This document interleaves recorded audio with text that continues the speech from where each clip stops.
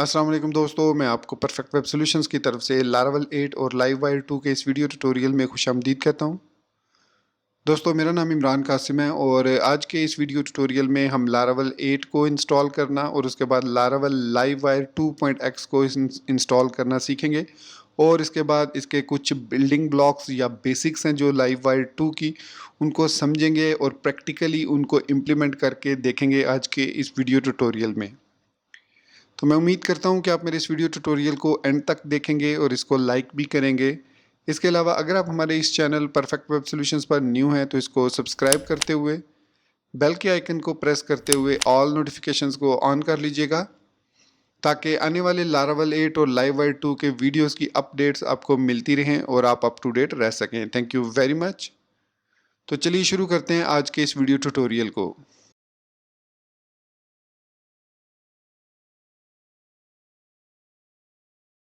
तो अगर आप सिंगल पेज एप्लीकेशंस बनाना सीखना चाहते हैं या आप already Vue JS, React JS, Svelte JS या इस तरह के दूसरे फ्रेमवर्क को इस्तेमाल करते हुए सिंगल पेज एप्लीकेशन ऑलरेडी बना रहे हैं, तो लारावल को एज अ बैकएंड जिसमें यूज़ कर रहे हैं, तो मैं आपको बताता चलूँ कि अब लारावल के साथ लाइववायर एक official single page application development framework है जो कि एक फुल स्टैक फ्रेमवर्क है। और इसकी सबसे बड़ी जो ब्यूटी है वो ये है कि आप लारावल के इन्वायरमेंट में रहते हुए तमाम काम करेंगे और हैंडलिंग जितनी भी जावास्क्रिप्ट से रिलेटेड जितनी भी हैंडलिंग है वो लाइववायर खुद करता है। मतलब जो चीज़ें भी आप क्रिएट करेंगे 95% आप जो है वो लारावल के ब्लेड टेम्पलेट्स में काम करेंगे या लारावल के कंपोनेंट्स में काम करेंगे, जो कि मतलब लाइववायर के कंपोनेंट्स होंगे, लेकिन दे were just like Laravel controllers या लारावल मॉडल्स। सेम उन्हीं की तरह वो काम करेंगे, वही कोड आपने लिखना है, उसी तरीके से लिखना है with small little bit twist, जिसमें कुछ मेथड्स हमें ज़रूरी चाहिए होंगे वो हमने क्रिएट करने हैं, या कुछ मेथड्स जो चाहिए वो ऑलरेडी क्रिएटेड होंगे। सो अगर आप एक फुल स्टैक फ्रेमवर्क यूज़ करना चाह रहे हैं लारावल के साथ to create single page applications, then Laravel Livewire is a best choice. और दूसरा इसका सबसे बड़ा एडवांटेज ये है कि जिस तरीके से जो दूसरे single page application framework like view या रिएक्ट जेएस हैं वो वर्चुअल डॉम को यूज़ करते हैं, जबकि लाइववायर जो है वो एक्सएमएल एचटीटीपी रिक्वेस्ट, जिसको सिंपल फॉर्म में अजेक्स भी कहा जाता है, उसको यूज़ करता है। और हर रिक्वेस्ट पे, हर अपडेट पर, हर फॉर्म सबमिशन पर, हर बटन क्लिक पर अगर आप कोई फंक्शन कॉल कर रहे हैं, so it sends as a AJAX request, उसमें पेज रिफ़्रेश करने की ज़रूरत नहीं पड़ती।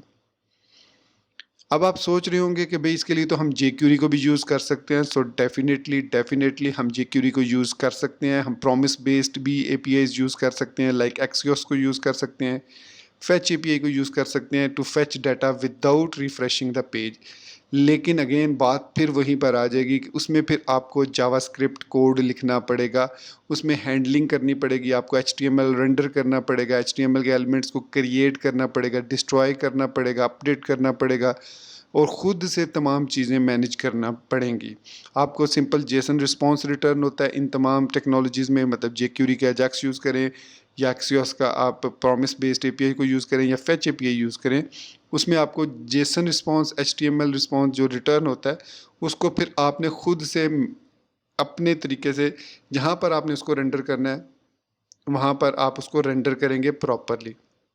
In the case of Livewire या लाइववायर 2 आपको ऐसा कुछ भी करने की ज़रूरत नहीं पड़ेगी। आप सिंपली जिस तरीके से लारावल के अंदर काम करते हैं, कंट्रोलर क्रिएट करते हैं, मॉडल क्रिएट करते हैं, व्यू क्रिएट करते हैं, कंट्रोलर को URL के थ्रू कॉल करते हैं और उसके बाद वो अगर ज़रूरत पड़े तो मॉडल को कॉल करता है, वरना वो व्यू को रिस्पॉन्स सेंड करता है। और व्यू आपको एक प्रेजेंटेशन लेयर होती है जो आपको आपका डाटा जो भी रिटर्न हुआ है कंट्रोलर से वो एज इट इज़ या तो सक्सेस की सूरत में या एरर की सूरत में शो कर देता है। So same goes with Livewire. तो इसीलिए लाइववायर को कहा जाता है फुल स्टैक फ्रेमवर्क, क्योंकि इसमें भी यही कॉन्सेप्ट है मॉडल व्यू कंट्रोलर वाला, जिसके जो कंपोनेंट्स हैं वो एज अ कंट्रोलर काम करते हैं और वो मॉडल से डायरेक्टली कम्युनिकेट भी कर सकते हैं। और उसके बाद इसकी जो व्यू फाइल है वो भी अलग से क्रिएट होती है, जिसको हम 2-3 तरीक़ों से यूज़ कर सकते हैं अपने प्रोजेक्ट के अंदर। वो हम आगे चल के देखेंगे जब हम इसको प्रैक्टिकली करेंगे। तो फ़िलहाल ये था इंट्रोडक्शन टू लारावल लाइववायर।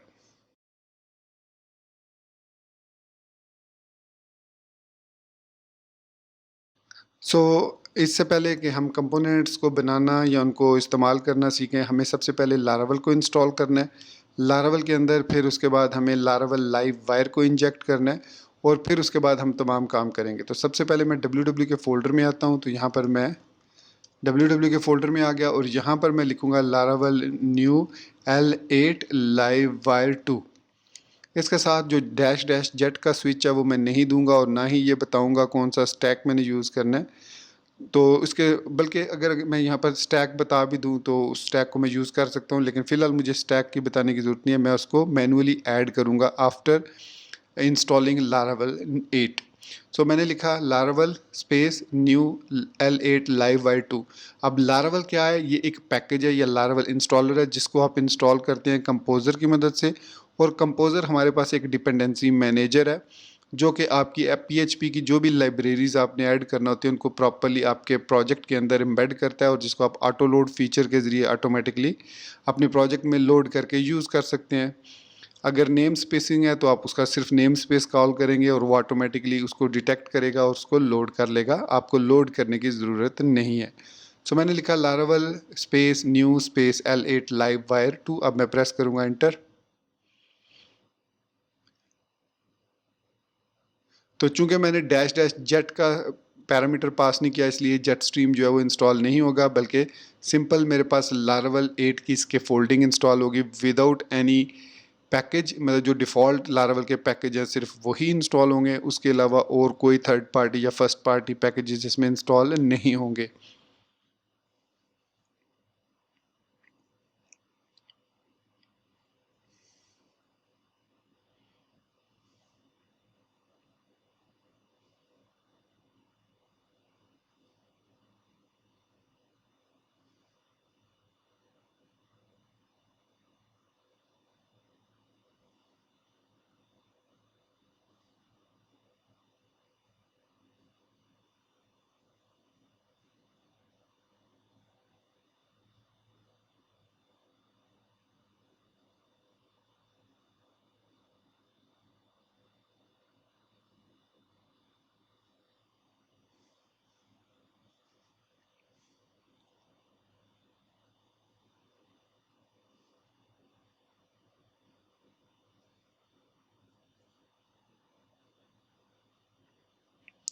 तो हमारे पास लारावल 8 सक्सेसफुली इंस्टॉल हो चुका है। अब हम इस फोल्डर में जाएंगे cd लिख के। तो मैं यहाँ पर लिखता हूँ cd L8 लाइव वायर 2 और फिर इसको स्क्रीन को क्लियर करने के बाद मैं यहाँ पर लिखूँगा composer require live wire slash live wire. So ये हमारे पास लाइव वायर का पैकेज है जो कि डिफ़ॉल्ट 2 वर्जन इंस्टॉल करेगा। सो इसको एंटर प्रेस करेंगे तो आप देख सकते हैं कि ये वर्जन 2.2 यूज़ कर रहा है और उसका जो एग्जैक्ट वर्जन है वो 2.2.9 वर्जन है, तो इसीलिए इसको 2.x भी कहा जाता है। सो ये अभी इसको डाउनलोड करेगा और डाउनलोड करके इंस्टॉल करेगा और इंस्टॉल करने के बाद आपकी ऑप्टिमाइज ऑटो लोड फाइल्स को ऑटो लोड कर देगा ताकि ये ऑटोमेटिकली लोड हो जाए।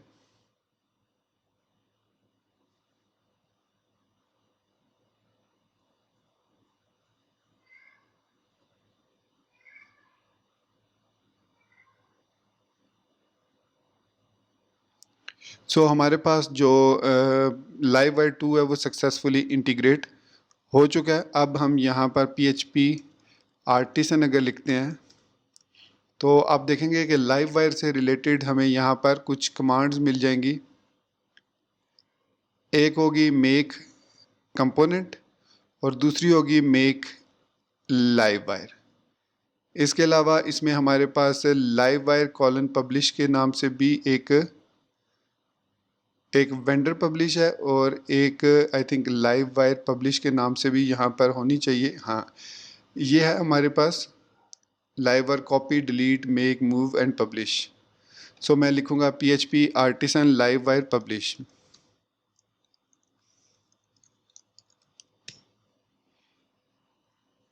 तो ये क्या करेगा, हमें एक कॉन्फ़िगरेशन फ़ाइल प्रोवाइड कर देगा कॉन्फ़िग के फ़ोल्डर में जिसमें हम इसकी कॉन्फ़िगरेशन कर सकते हैं। सो हमने डिफ़ॉल्ट कॉन्फ़िगरेशन और लाइव वायर को सक्सेसफुली अपने लारावेल 8 के प्रोजेक्ट में इंस्टॉल और कॉन्फ़िगर कर लिया विद डिफ़ॉल्ट कॉन्फ़िगरेशन।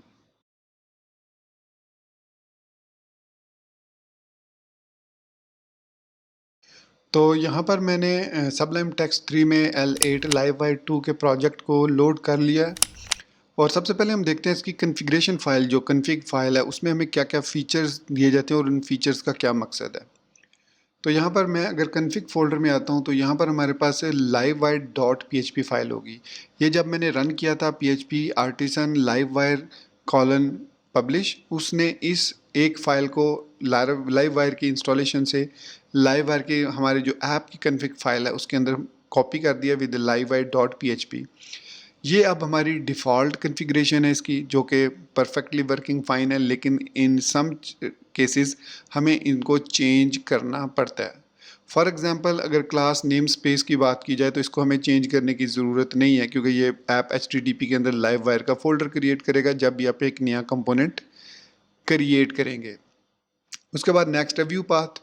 तो रिसोर्सेज पाथ का मतलब है कि रिसोर्सेज के फोल्डर के अंदर व्यूज़ का जो फोल्डर है उसको यूज़ करेगा। सो रिसोर्सेज के अंदर व्यूज़ के फोल्डर के अंदर ये लाइव वायर का एक फ़ोल्डर क्रिएट करेगा और उसके अंदर कंपोनेंट्स के व्यूज़ को, जो हम कंपोनेंट्स क्रिएट करेंगे बेसिकली वो हमें दो फाइल्स जनरेट करके देगा। एक को आप कंट्रोलर कह सकते हैं और दूसरे को आप व्यू कह सकते हैं। सो कंट्रोलर होगा इस नेम स्पेस पर और व्यू होगा इस पाथ पर। सो जब कंपोनेंट लोड होगा तो ऑटोमेटिकली वो इस पाथ से उस व्यू को कॉल करेगा। आप इसको चेंज करना चाहें तो चेंज कर सकते हैं, यहाँ पर भी चेंज कर सकते हैं अगर चेंज करना चाहें, और आप इसको कंपोनेंट के अंदर भी चेंज कर सकते हैं। वो जब हम कंपोनेंट को क्रिएट करना सीखेंगे तो उसमें हम देखेंगे। फिर है live wire asset URL, assets URL से मुराद ये है कि जो लाइव वायर जब लोड होता है तो वो एक स्टाइल शीट और एक जावास्क्रिप्ट की फ़ाइल को लोड करता है। वो फाइल कहाँ से लोड होनी है वो एक्चुअली यहाँ पर हम सेट कर सकते हैं, और डिफ़ॉल्ट जो है वो नल होता है। सो नल का मतलब है कि जब भी लाइव वायर की फ़ाइल लोड होगी वो स्लैश आपकी जो भी डोमेन है उसके स्लैश से लेकर लाइव वायर, उसके अंदर लाइव वायर डॉट JS की फ़ाइल होगी। मतलब अगर मैं इसकी फ़ाइल को ऐड करता हूँ किसी भी टेम्पलेट के अंदर, किसी भी ब्लेड टेम्पलेट के अंदर, तो जब मैं उस ब्लेड टेम्पलेट को ब्राउज़र के अंदर लोड करूँगा विद राउटिंग, तो क्या होगा उसके अंदर livewire डॉट JS का जो पाथ होगा वो मेरी डोमेन का नाम होगा स्लैश livewire का folder slash livewire dot JS file. अब सर्टन सिचुएशन है जैसे कि आप अगर XAMPP यूज़ कर रहे हैं या WAMP यूज़ कर रहे हैं, तो इन दैट केस आप नॉर्मली लिखते हैं लोकल होस्ट स्लैश अपने फिर उस फोल्डर का नाम, like local host slash L8 livewire 2 slash public. तो उसके बाद आपकी जो फाइल है वो लोड होती है। इन दैट केस आपको इसको बताना होगा कि आपका जो रूट पाथ है वो कौन सा, एसेट्स का पाथ कौन सा है। सो आप जैसे यहाँ पर लिखा हुआ है myurl.com/app, सो उसमें आप लिखेंगे लोकल होस्ट स्लैश जो भी आपके L8 livewire 2, जैसे इस केस में हमारे पास ये फोल्डर है तो उसका नाम आप यहाँ पर लिखेंगे।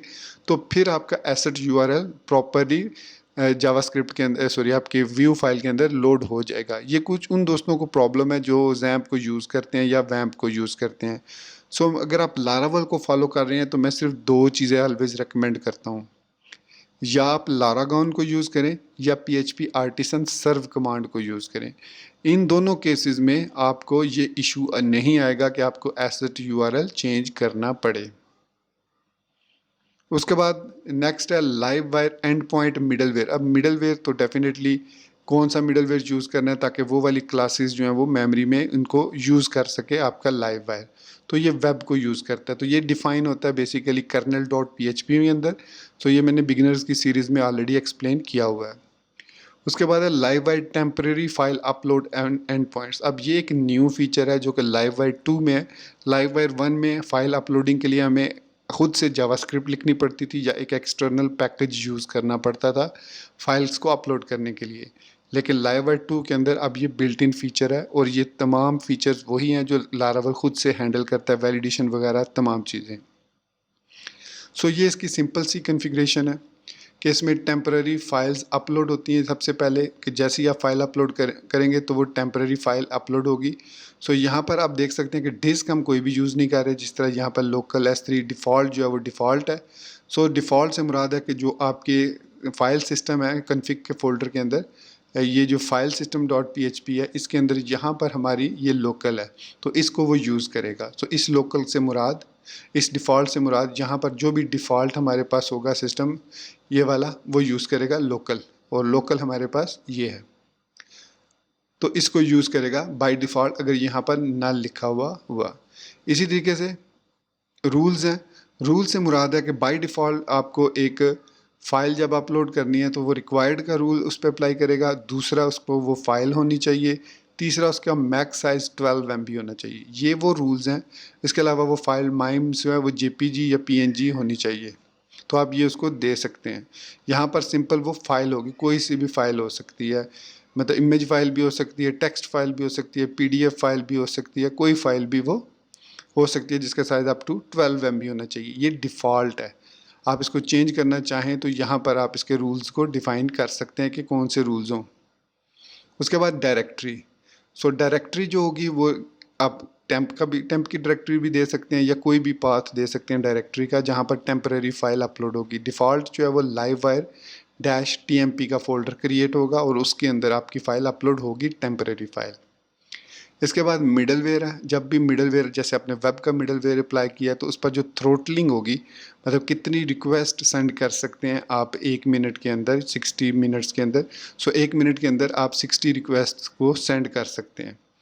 सो ये इसका थ्रोटल है। फिर इसका प्रीव्यू माइम्स। प्रीव्यू माइम से मुराद ये है कि अगर ऐसी माइम टाइप्स हैं जो फाइल आपने अपलोड किया, उनकी एक्सटेंशन इनमें से कोई एक है, सो उसको वो प्रीव्यू भी आपको करके देगा बिफोर अपलोडिंग, मतलब उसको आप इससे पहले कि अपलोड करें वो उसका स्कोप आपको प्रीव्यू भी देगा, उसके बाद आप उसको अपलोड कर सकते हैं। तो ये फीचर लाइववायर 2 में है, लाइववायर 1 में नहीं है। उसके बाद है manifest file path. Manifest file से पाथ से मुराद कैशे फाइल है कि जब आप लाइववायर को लोड करते हैं तो इसकी कैशे फाइल बनती है। So this value sets the path to livewire manifest file. The default should work for most cases which is cache livewire component dot PHP। सो वो ये कह रहा है कि आपके जो बूटस्ट्रैप के फोल्डर के अंदर कैशे के फोल्डर में यहाँ पर वो by default Livewire -components dot PHP create करेगा। अभी यहाँ पर नहीं है बिकॉज हमने अभी कंपोनेंट्स को क्रिएट नहीं किया, उसको यूज़ ही नहीं किया। इसके बाद कह रहा है कि some time in some cases हमें इसको चेंज भी करना पड़ता है, तो आप इसको कन्फिग फाइल के अंदर चेंज कर सकते हैं।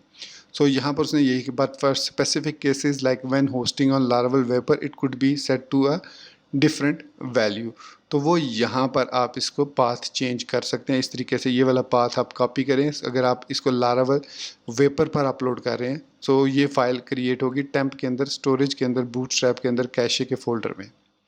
सो ये थोड़ी सी इसकी कन्फिग्रेशन है लाइववायर की। आप इसमें कोई भी चीज़ चेंज करने की फ़िलहाल हमें ज़रूरत नहीं है। एज अ बिगिनर आप इसको एज अ डिफ़ॉल्ट लें तो it will work smoothly and uninterruptedly, क्योंकि ये बेस्ट प्रैक्टिसेस हैं। लेकिन इन रेयर केसेस आपको इनको चेंज भी करना पड़ेगा।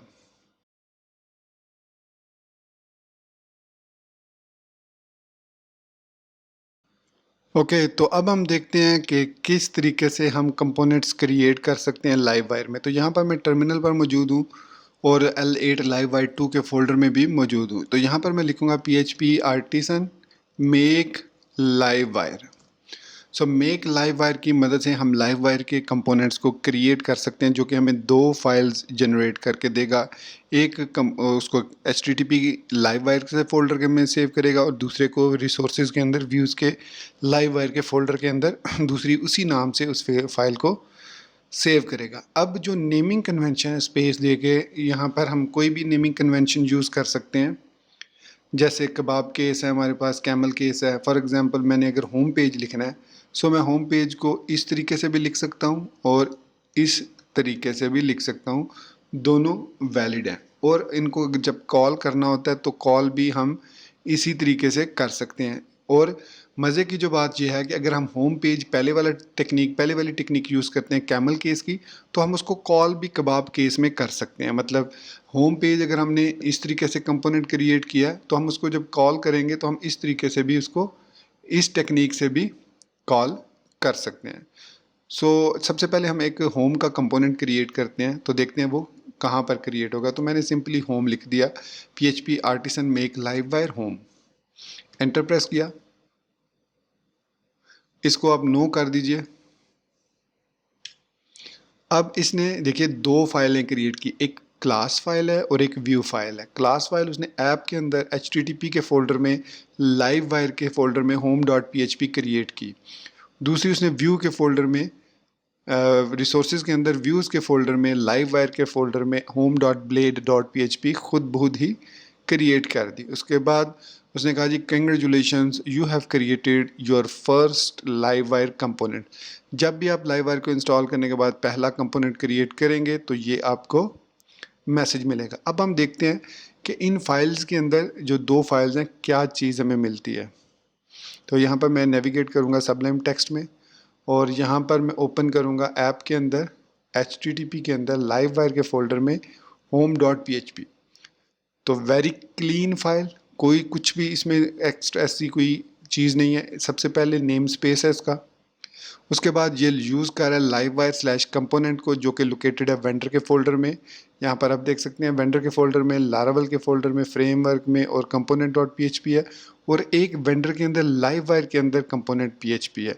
तो ये बेसिकली यूज़ कर रही है वेंडर के अंदर लाइव वायर SRC कंपोनेंट को। तो इसको हम यहाँ पर यूज़ कर रहे हैं। अब इसके अंदर एक ही इम्पॉर्टेंट फंक्शन है, वो है रेंडर का फंक्शन। जैसे ही आप इस कंपोनेंट को किसी भी तरीके से कॉल करेंगे तो ये क्या करेगा, इस फंक्शन को एट द एंड, मतलब लोड होने के बाद जो भी इसने प्रोसेसेस करने हैं उनको प्रोसेसेस को करने के बाद वो इस फंक्शन को एट द एंड सबसे आखिर में कॉल करेगा और फिर वो हमें रिटर्न कर देगा इस पर्टिकुलर व्यू को। अब यहाँ पर लिखा हुआ है लाइव वायर डॉट होम, इसका मतलब है कि रिसोर्सेज में जाओ, मैं इसको डबल क्लिक करके ओपन कर लेता हूँ। रिसोर्सेज के अंदर जाओ, व्यूज़ के अंदर, वहाँ पर लाइव वायर का एक फ़ोल्डर होगा, उसमें home.blade.php फाइल मौजूद होगी। तो आप यहाँ पर देख सकते हैं लेफ़्ट साइड पर कि home.blade.php फाइल हमारे पास मौजूद है और इसके अंदर एक डिव है और जिसमें एक कमेंटेड सेक्शन है। मैं इसको अनकमेंट कर देता हूँ। एक बहुत इंपॉर्टेंट पॉइंट यहाँ पर याद रखने वाला है कि आपके जो व्यू होंगे लाइव वायर के कंपोनेंट के, वो मल्टी लेवल डिव्स नहीं उसमें होनी चाहिए, सिंगल डिव होनी चाहिए और बाकी सारी डिव्स उसके चाइल्ड होने चाहिए। फॉर एग्जांपल ये लिखा है तो इसके नीचे मैं इस तरीके से एक और डिव क्रिएट नहीं कर सकता, दैट इज़ इनवैलिड। कभी भी जो लाइव वायर के कंपोनेंट होंगे आप उसमें इस तरीके से डिव नहीं क्रिएट करेंगे, बल्कि एक आपकी पेरेंट डिव होगी और उस डिव के अंदर आप जितनी मर्जी पैरेलल डिव्स क्रिएट करिए, जितनी मर्जी H1 टैग्स क्रिएट करिए, जो मर्जी ब्लेड टेम्पलेटिंग के साथ कीजिए इस डिव के अंदर रहते हुए। अब ये डिव भी हो सकती है, सेक्शन भी हो सकता है, कुछ भी हो सकता है, लेकिन सिर्फ एक रूट एलिमेंट होना चाहिए आपके जो भी लारावल लाइव वायर के व्यू के कंपोनेंट का जो व्यू है तो वो एक ही होना चाहिए। सो ये है हमारे पास क्रिएट करने का तरीका। इसके बाद इसका एक दूसरा तरीका क्रिएट करने का भी है, वो ये है कि सपोज़ कीजिए आप इसको किसी फ़ोल्डर में क्रिएट करना चाह रहे हैं। फॉर एग्ज़ाम्पल मैं चाह रहा हूँ कि ऐप के अंदर HTTP के अंदर लाइव वायर के अंदर एक फ़ोल्डर क्रिएट हो और उस फोल्डर के अंदर एक कंपोनेंट क्रिएट हो। तो उसके लिए हमारे पास जो टेक्निक है वो ये है कि हम लिखेंगे PHP artisan make live wire. अब यहाँ पर सबसे पहले हम फोल्डर नेम देंगे कि कौन सा फोल्डर क्रिएट करना है। तो मैं सपोज़ कहता हूँ कि सर्विसेज का एक फ़ोल्डर क्रिएट करना है, सर्विसेज का फ़ोल्डर क्रिएट कर, उसके बाद मैं यहाँ पर डबल स्लैश लिख के उस कंपोनेंट का नाम दे सकता हूँ, फर्दर फोल्डर का नाम भी दे सकता हूँ, लेकिन आप समझ गए होंगे कि क्या इसका तरीका है। सो सर्विसेज डबल स्लैश और उस कंपोनेंट का नाम, फॉर एग्जांपल वेब सर्विसेज। तो इसके साथ ये क्या करेगा, लाइव वायर के फोल्डर के अंदर एक सर्विसेज के नाम से एक फ़ोल्डर क्रिएट करेगा, उसके अंदर web dot PHP class create करेगा और उसी पैटर्न पर रिसोर्सेज के अंदर व्यूज़ के अंदर लाइव वायर के फोल्डर में एक सर्विसेज का फ़ोल्डर क्रिएट करेगा और उसमें एक web dot blade dot PHP create कर देगा। सो एक डबल स्लैश के साथ आप करते हैं और एक आप ये टेक्निक भी यूज़ कर सकते हैं कि स्लैश, ये वाली स्लैश लगा दें। और जो तीसरा तरीका जो लारावल स्पेसिफिक है वो है dot notation. So services dot web का भी यही मतलब है। मैं अगर इस पे इसको एंटर प्रेस करता हूँ सो देखिए उसने ऐप के अंदर HTTP के अंदर लाइव वायर में सर्विसेज का फोल्डर क्रिएट किया और उसके अंदर वेब डॉट PHP। इसी तरीके से रिसोर्सेज के अंदर व्यूज़ के अंदर लाइव वायर के अंदर सर्विसेज का फोल्डर और उसके अंदर web dot blade dot PHP। अगर मैं ये टेक्निक यूज़ करता हूँ और यहाँ पर मैं मोबाइल लिख देता हूँ तो अगेन सेम टेक्निक और सेम रिजल्ट, पर डिफरेंट टेक्निक और सेम रिजल्ट। तो इसके बाद जो मैंने तीसरा तरीका बताया था, इस पे मैं डेस्कटॉप लिख देता हूँ।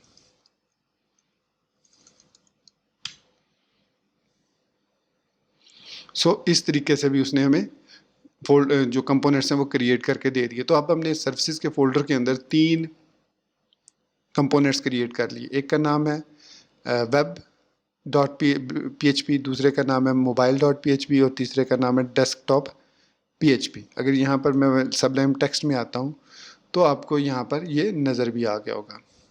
तो ये टेक्निक है और उसके बाद यहाँ पर इसी तरीके से व्यूज़ भी क्रिएट हो चुके हैं। अब एक लास्ट तरीका है कंपोनेंट क्रिएट करने का और उस कंपोनेंट को कहा जाता है इन लाइन कंपोनेंट। ऐसे कंपोनेंट के लिए हम हेयर डॉक या नाउ डॉक यूज़ करते हैं। PHP 7.3 की मेरी जो सीरीज़ 7.4 की जो सीरीज़ है उसमें मैंने हेयर डॉक और नाउ डॉक्स के बारे में ऑलरेडी एक्सप्लेन किया हुआ है कि ये क्या चीज़ें हैं।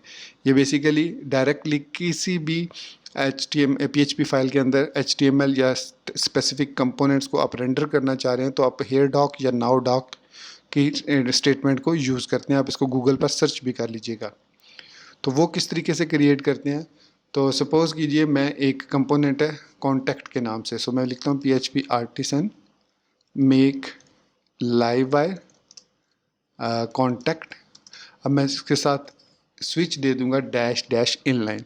अब इससे होगा क्या, इससे होगा ये कि एक ही फाइल क्रिएट होगी और एक क्लास क्रिएट होगी जो कि ऐप के अंदर HTTP के अंदर लाइव वायर के फोल्डर में contact.php के नाम से होगी और उसके अंदर रेंडर का जो मेथड होगा उसमें कोई व्यू फाइल कॉल नहीं होगी बल्कि डायरेक्टली उसमें एक हेयर डॉक लगा होगा जिसमें वो सिंपल टेक्स्ट को रेंडर कर रहा होगा और हम उसको अपनी मर्ज़ी से चेंज करना चाहें तो कर सकते हैं। मैंने इंटर प्रेस कर दिया और यहाँ पर मैंने इस लाइव वायर के स्पेलिंग गलत लिख दिए हैं, मैंने चेक नहीं किया। Live wire, okay. तो अब आप देख सकते हैं कि इसने सिर्फ एक फ़ाइल क्रिएट की है। अब इस एक फ़ाइल को देखते हैं कि इसमें क्या है। तो इस एक फ़ाइल के अंदर हमें यहाँ पर contact.php में देखिए रेंडर का वही सेम कंपोनेंट है, लेकिन यहाँ पर वो सिंपली एक ब्लेड टेम्पलेट एक सिंटैक्स रिटर्न कर रहा है। अब यहाँ पर आप डायरेक्टली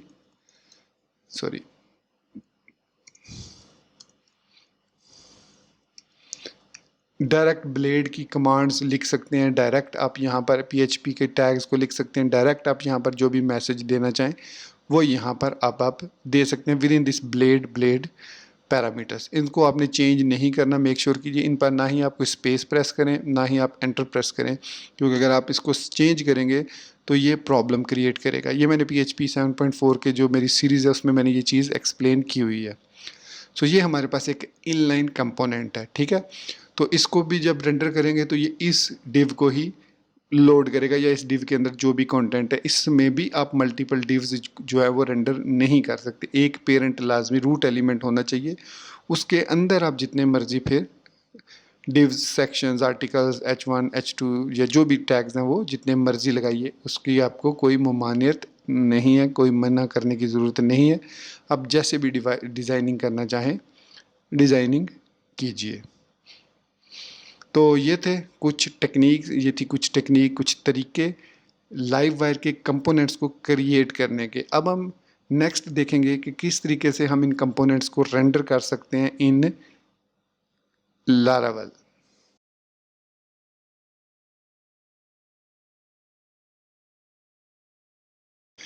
जिस तरीके से हमारे पास कंपोनेंट्स को क्रिएट करने के कुछ डिफरेंट तरीके हैं, इसी तरीके से कंपोनेंट्स को रेंडर करने के भी डिफरेंट तरीके हैं। 2 मेजर तरीके हैं, एक को कहा जाता है इनलाइन कंपोनेंट रेंडरिंग और दूसरे को कहा जाता है फुल पेज कंपोनेंट रेंडरिंग, और तीसरा होता है रेंडर मेथड जो कि आपके व्यूज़ को लोड करता है।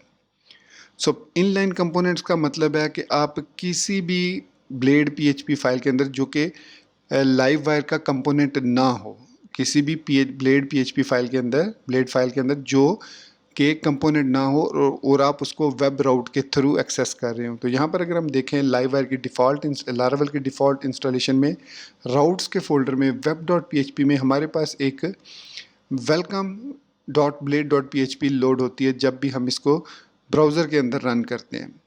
सो इट मीन्स इस welcome dot blade dot PHP को हम as a root template use कर सकते हैं और इनलाइन कंपोनेंट्स को इसके अंदर लोड कर सकते हैं। तो वो हम अब देखते हैं कि किस तरीके से हम इस welcome dot blade dot PHP को इस्तेमाल करते हुए इसके अंदर लाइव वायर के कंपोनेंट्स को लोड कर सकते हैं। फिर हम उसके बाद फुल पेज कंपोनेंट्स पे बात करेंगे। तो यहाँ पर मैं आता हूँ व्यूज़ के अंदर और welcome dot blade dot PHP के अंदर ये हमारे पास ब्लेड डॉट PHP फाइल है। मैं इसको कंट्रोल A करके रिमूव कर देता हूँ और सिंपली इसको एम्प्टी कर देता हूँ, सिंपल। सो यहाँ पर मैं लिख देता हूँ लारावेल 8 लाइव वायर 2 ट्यूटोरियल। सो अब इससे पहले कि हम कंपोनेंट्स जो हैं उनको रेंडर करें या लोड करें इस टेम्पलेट के अंदर, हमें इसमें दो चीज़ें ऐड करनी है, एक स्टाइलिंग लाइव वायर की और एक जावास्क्रिप्ट कोड। ये दोनों इंपॉर्टेंट चीज़ें हैं, इनके बगैर हम आगे नहीं बढ़ सकते। तो स्टाइल को इंक्लूड करने के लिए आप हेड टैग को यूज़ करते हैं। सो यहाँ पर इसको लोड करने के दो तरीके हैं। एक आप यूज़ करेंगे @live वायर और कैमल के इसमें लिखेंगे स्टाइल्स। तो यहाँ पर हमारे पास इसके लाइव वायर के स्टाइल्स का ऑटोमेटिकली पास, ये एक ब्लेड डायरेक्टिव है, एट सिंबल की मदद से आपको पता चल ही गया होगा। तो ये एक ब्लेड डायरेक्टिव है। उसी तरीके से हम बॉडी जहाँ क्लोज कर रहे हैं उससे ऊपर लिखेंगे @live वायर स्क्रिप्ट्स। सो यहाँ पर वो लाइव वायर से रिलेटेड जो भी स्क्रिप्ट्स होंगे, जितनी भी स्क्रिप्ट फाइल्स होंगी या कोई भी स्क्रिप्ट कोड होगा, उसको लोड कर लेगा बॉडी के बाद। यहाँ पर मैंने इसलिए ऐड किया ताकि जब आपकी फ़ाइल कंप्लीट लोड हो जाए तो तब वो इसको शो करे। तो अब हमारे पास होम डॉट ब्लेड को मैंने सेव नहीं किया, ओके मैं सेव कर देता हूँ। अब मैं इस वेलकम डॉट ब्लेड को लोड करता हूँ, लेकिन उससे पहले मैं यहाँ पर लिख देता हूँ H1 welcome to Laravel 8 live wire 2 tutorial in Urdu Hindi. और इसको थोड़ी सी स्टाइलिंग दे लेते हैं, टेक्स्ट अलाइन सेंटर। ये मैंने थोड़ी सी स्टाइलिंग दे ली। अब इसको मैं मेमोरी में इसको लोड करता हूँ ब्राउज़र के अंदर। तो यहाँ ब्राउज़र में हम आए और यहाँ पर मैं लिखता हूँ L8 live wire 2 dot test. तो रूट जो पाथ होगा वो automatically welcome dot blade dot PHP को लोड करेगा।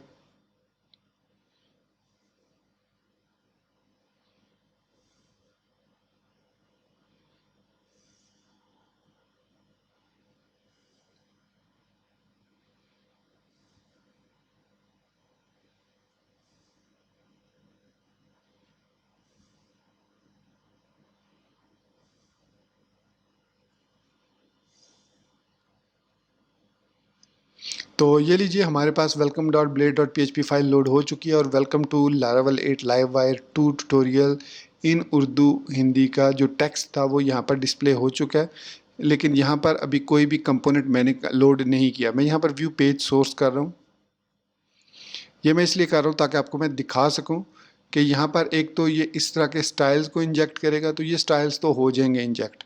इम्पॉर्टेंट जो चीज़ है वो ये सोर्स फाइल है। इसका आप देखिए पाथ, आप देखिए /live वायर पर जा रहा है। और जो दोस्त लोकल होस्ट यूज़ कर रहे हैं जैम्प या वेब में, उनमें जो स्लैश रूट होता है वो लोकल होस्ट होता है। तो वो जब लोड करते हैं तो यहाँ पर उसका जो एक्चुअल पाथ बन रहा होता है वो बन रहा होता है local host /live wire dot JS, जो कि एक इनवैलिड पाथ है।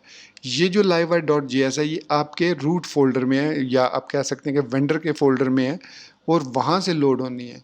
सो अगर मैं इस पर यहाँ पर क्लिक करता हूँ तो अब आप देख सकते हैं कि live wire test /live wire dot JS। अगर तो ये पाथ आपका करेक्ट ना हुआ, अगर मैं यहाँ पर लिखता हूँ पब्लिक और उसके बाद मैं लाइव वायर लिखता हूँ, तो अब आप देख सकते हैं कि ये इसने 404 नॉट फाउंड दिया। सो ये इस वजह से है कि ये पब्लिक फोल्डर में मौजूद नहीं है। ये फाइल मौजूद है हमारी कहाँ पर, वेंडर के फोल्डर में। अब मैं एक और यहाँ पर आपको चीज़ बताने जा रहा हूँ। आपने यहाँ पर वापस टर्मिनल पर आना है और यहाँ पर लिखना है PHP आर्टिसन, और हमें यहाँ पर एक कमांड मिलेगी जो कि एसेट्स को डिप्लॉय करने के लिए है। सो यहाँ पर लाइव वायर पब्लिश और उसके बाद डैश डैश एसेट्स का आप स्विच देंगे। So PHP artisan live wire publish dash dash assets. So अब जो चेंज हुआ वो ये हुआ कि एक तो उसने लाइव वायर जो पहले कॉपी की थी एक दफ़ा फिर कॉपी कर दी। दूसरा जो इम्पोर्टेंट चेंज हुआ वो उसने वेंडर के फोल्डर से, लाइव वायर के फोल्डर से, एक और लाइव वायर के फोल्डर से, डिस्ट के फोल्डर में से कुछ चीज़ें कॉपी की हैं पब्लिक के वेंडर के लाइव वायर के फोल्डर में। ठीक हो गया? पब्लिक फोल्डर के वेंडर के लाइव वायर के फोल्डर में कुछ चीज़ें कॉपी की हैं, वो मैं आपको दिखाता हूँ वो चीज़ें कौन सी हैं। वो चीज़ें हैं हमारे पास यहाँ पर पब्लिक के फोल्डर में, वेंडर के फोल्डर में, लाइव वायर के फोल्डर में एक है live wire dot JS file. Okay हो गया? ये live wire dot JS file उसने यहाँ पर हमें कॉपी करके दे दी। अब आप अगर इस JS फाइल को इस तरीके से ऐड नहीं करना चाह रहे, सो अब आप स्क्रिप्ट SRC करके इसका पाथ दे सकते हैं। लेकिन चूंकि मैंने अब इसको पब्लिक में पब्लिश कर दिया, तो अब अगर मैं यहाँ पर इसको रीलोड करूँगा, बल्कि इसको नहीं, इसको रीलोड करूँगा, तो अब आप देख सकते हैं कि पब्लिक के अंदर वेंडर के फोल्डर में हमारे पास ये जो फोल्डर अभी बना है उसमें से उसने वेंडर के फोल्डर से लाइव वायर के अंदर से live wire dot JS file को लोड किया है। सो ये कुछ डिफरेंट टेक्निक्स हैं लाइव वायर JS फाइल्स को लोड करने की। तो अब हमारे पास लाइव वायर तो काम कर रहा है, अब हम देखते हैं कंपोनेंट को रेंडर कैसे करना है। अच्छा, रेंडर करने से पहले ये भी बता दूं कि लारावल 6 में ये स्टाइलिंग है, लेकिन लारावल 7 के अंदर ये थोड़ी सी डिफरेंट है, मतलब काम दोनों करेंगी जिसको भी आप यूज़ करना चाहें। लारावल 7 के अंदर हम लिखेंगे लाइव वायर कॉलन स्टाइल्स इस तरीके से, और इसी तरीके से लाइव वायर कॉलन स्क्रिप्ट्स। लेकिन मेरे ख्याल में ब्लेड डायरेक्टिव वाला जो तरीका है ये बिल्कुल परफेक्ट तरीका है। इसी तरीके को, इसी टेक्निक को आपने यूज़ करना है to include live wire styling and live wire script inside your live wire project। अब कंपोनेंट को रेंडर करने की बारी आती है। तो कंपोनेंट को रेंडर करने के जैसे मैंने कहा दो तरीके हैं। एक इनलाइन तरीका, मैं अगर एक वेबसाइट बना रहा हूँ उसमें मेरे पास 4 सेक्शन है, हेडर पेज है, फुटर पेज है, साइड बार है और कंटेंट एरिया है। सो ये 4 सेक्शन है। इन 4 सेक्शन के मैं 4 कंपोनेंट्स क्रिएट कर लूँगा लाइव वायर के, और इन चारों कंपोनेंट्स को यहाँ पर कहीं पर भी मैं लोड कर लूँगा। तो अगर आपको याद हो मैंने कितने कंपोनेंट्स क्रिएट किए हैं, 2 कंपोनेंट मैंने लाइव वायर के फोल्डर में क्रिएट किए हैं क्लासेस, और 3 मेरे ख्याल में मैंने सर्विसेज के फोल्डर में क्रिएट किए हैं।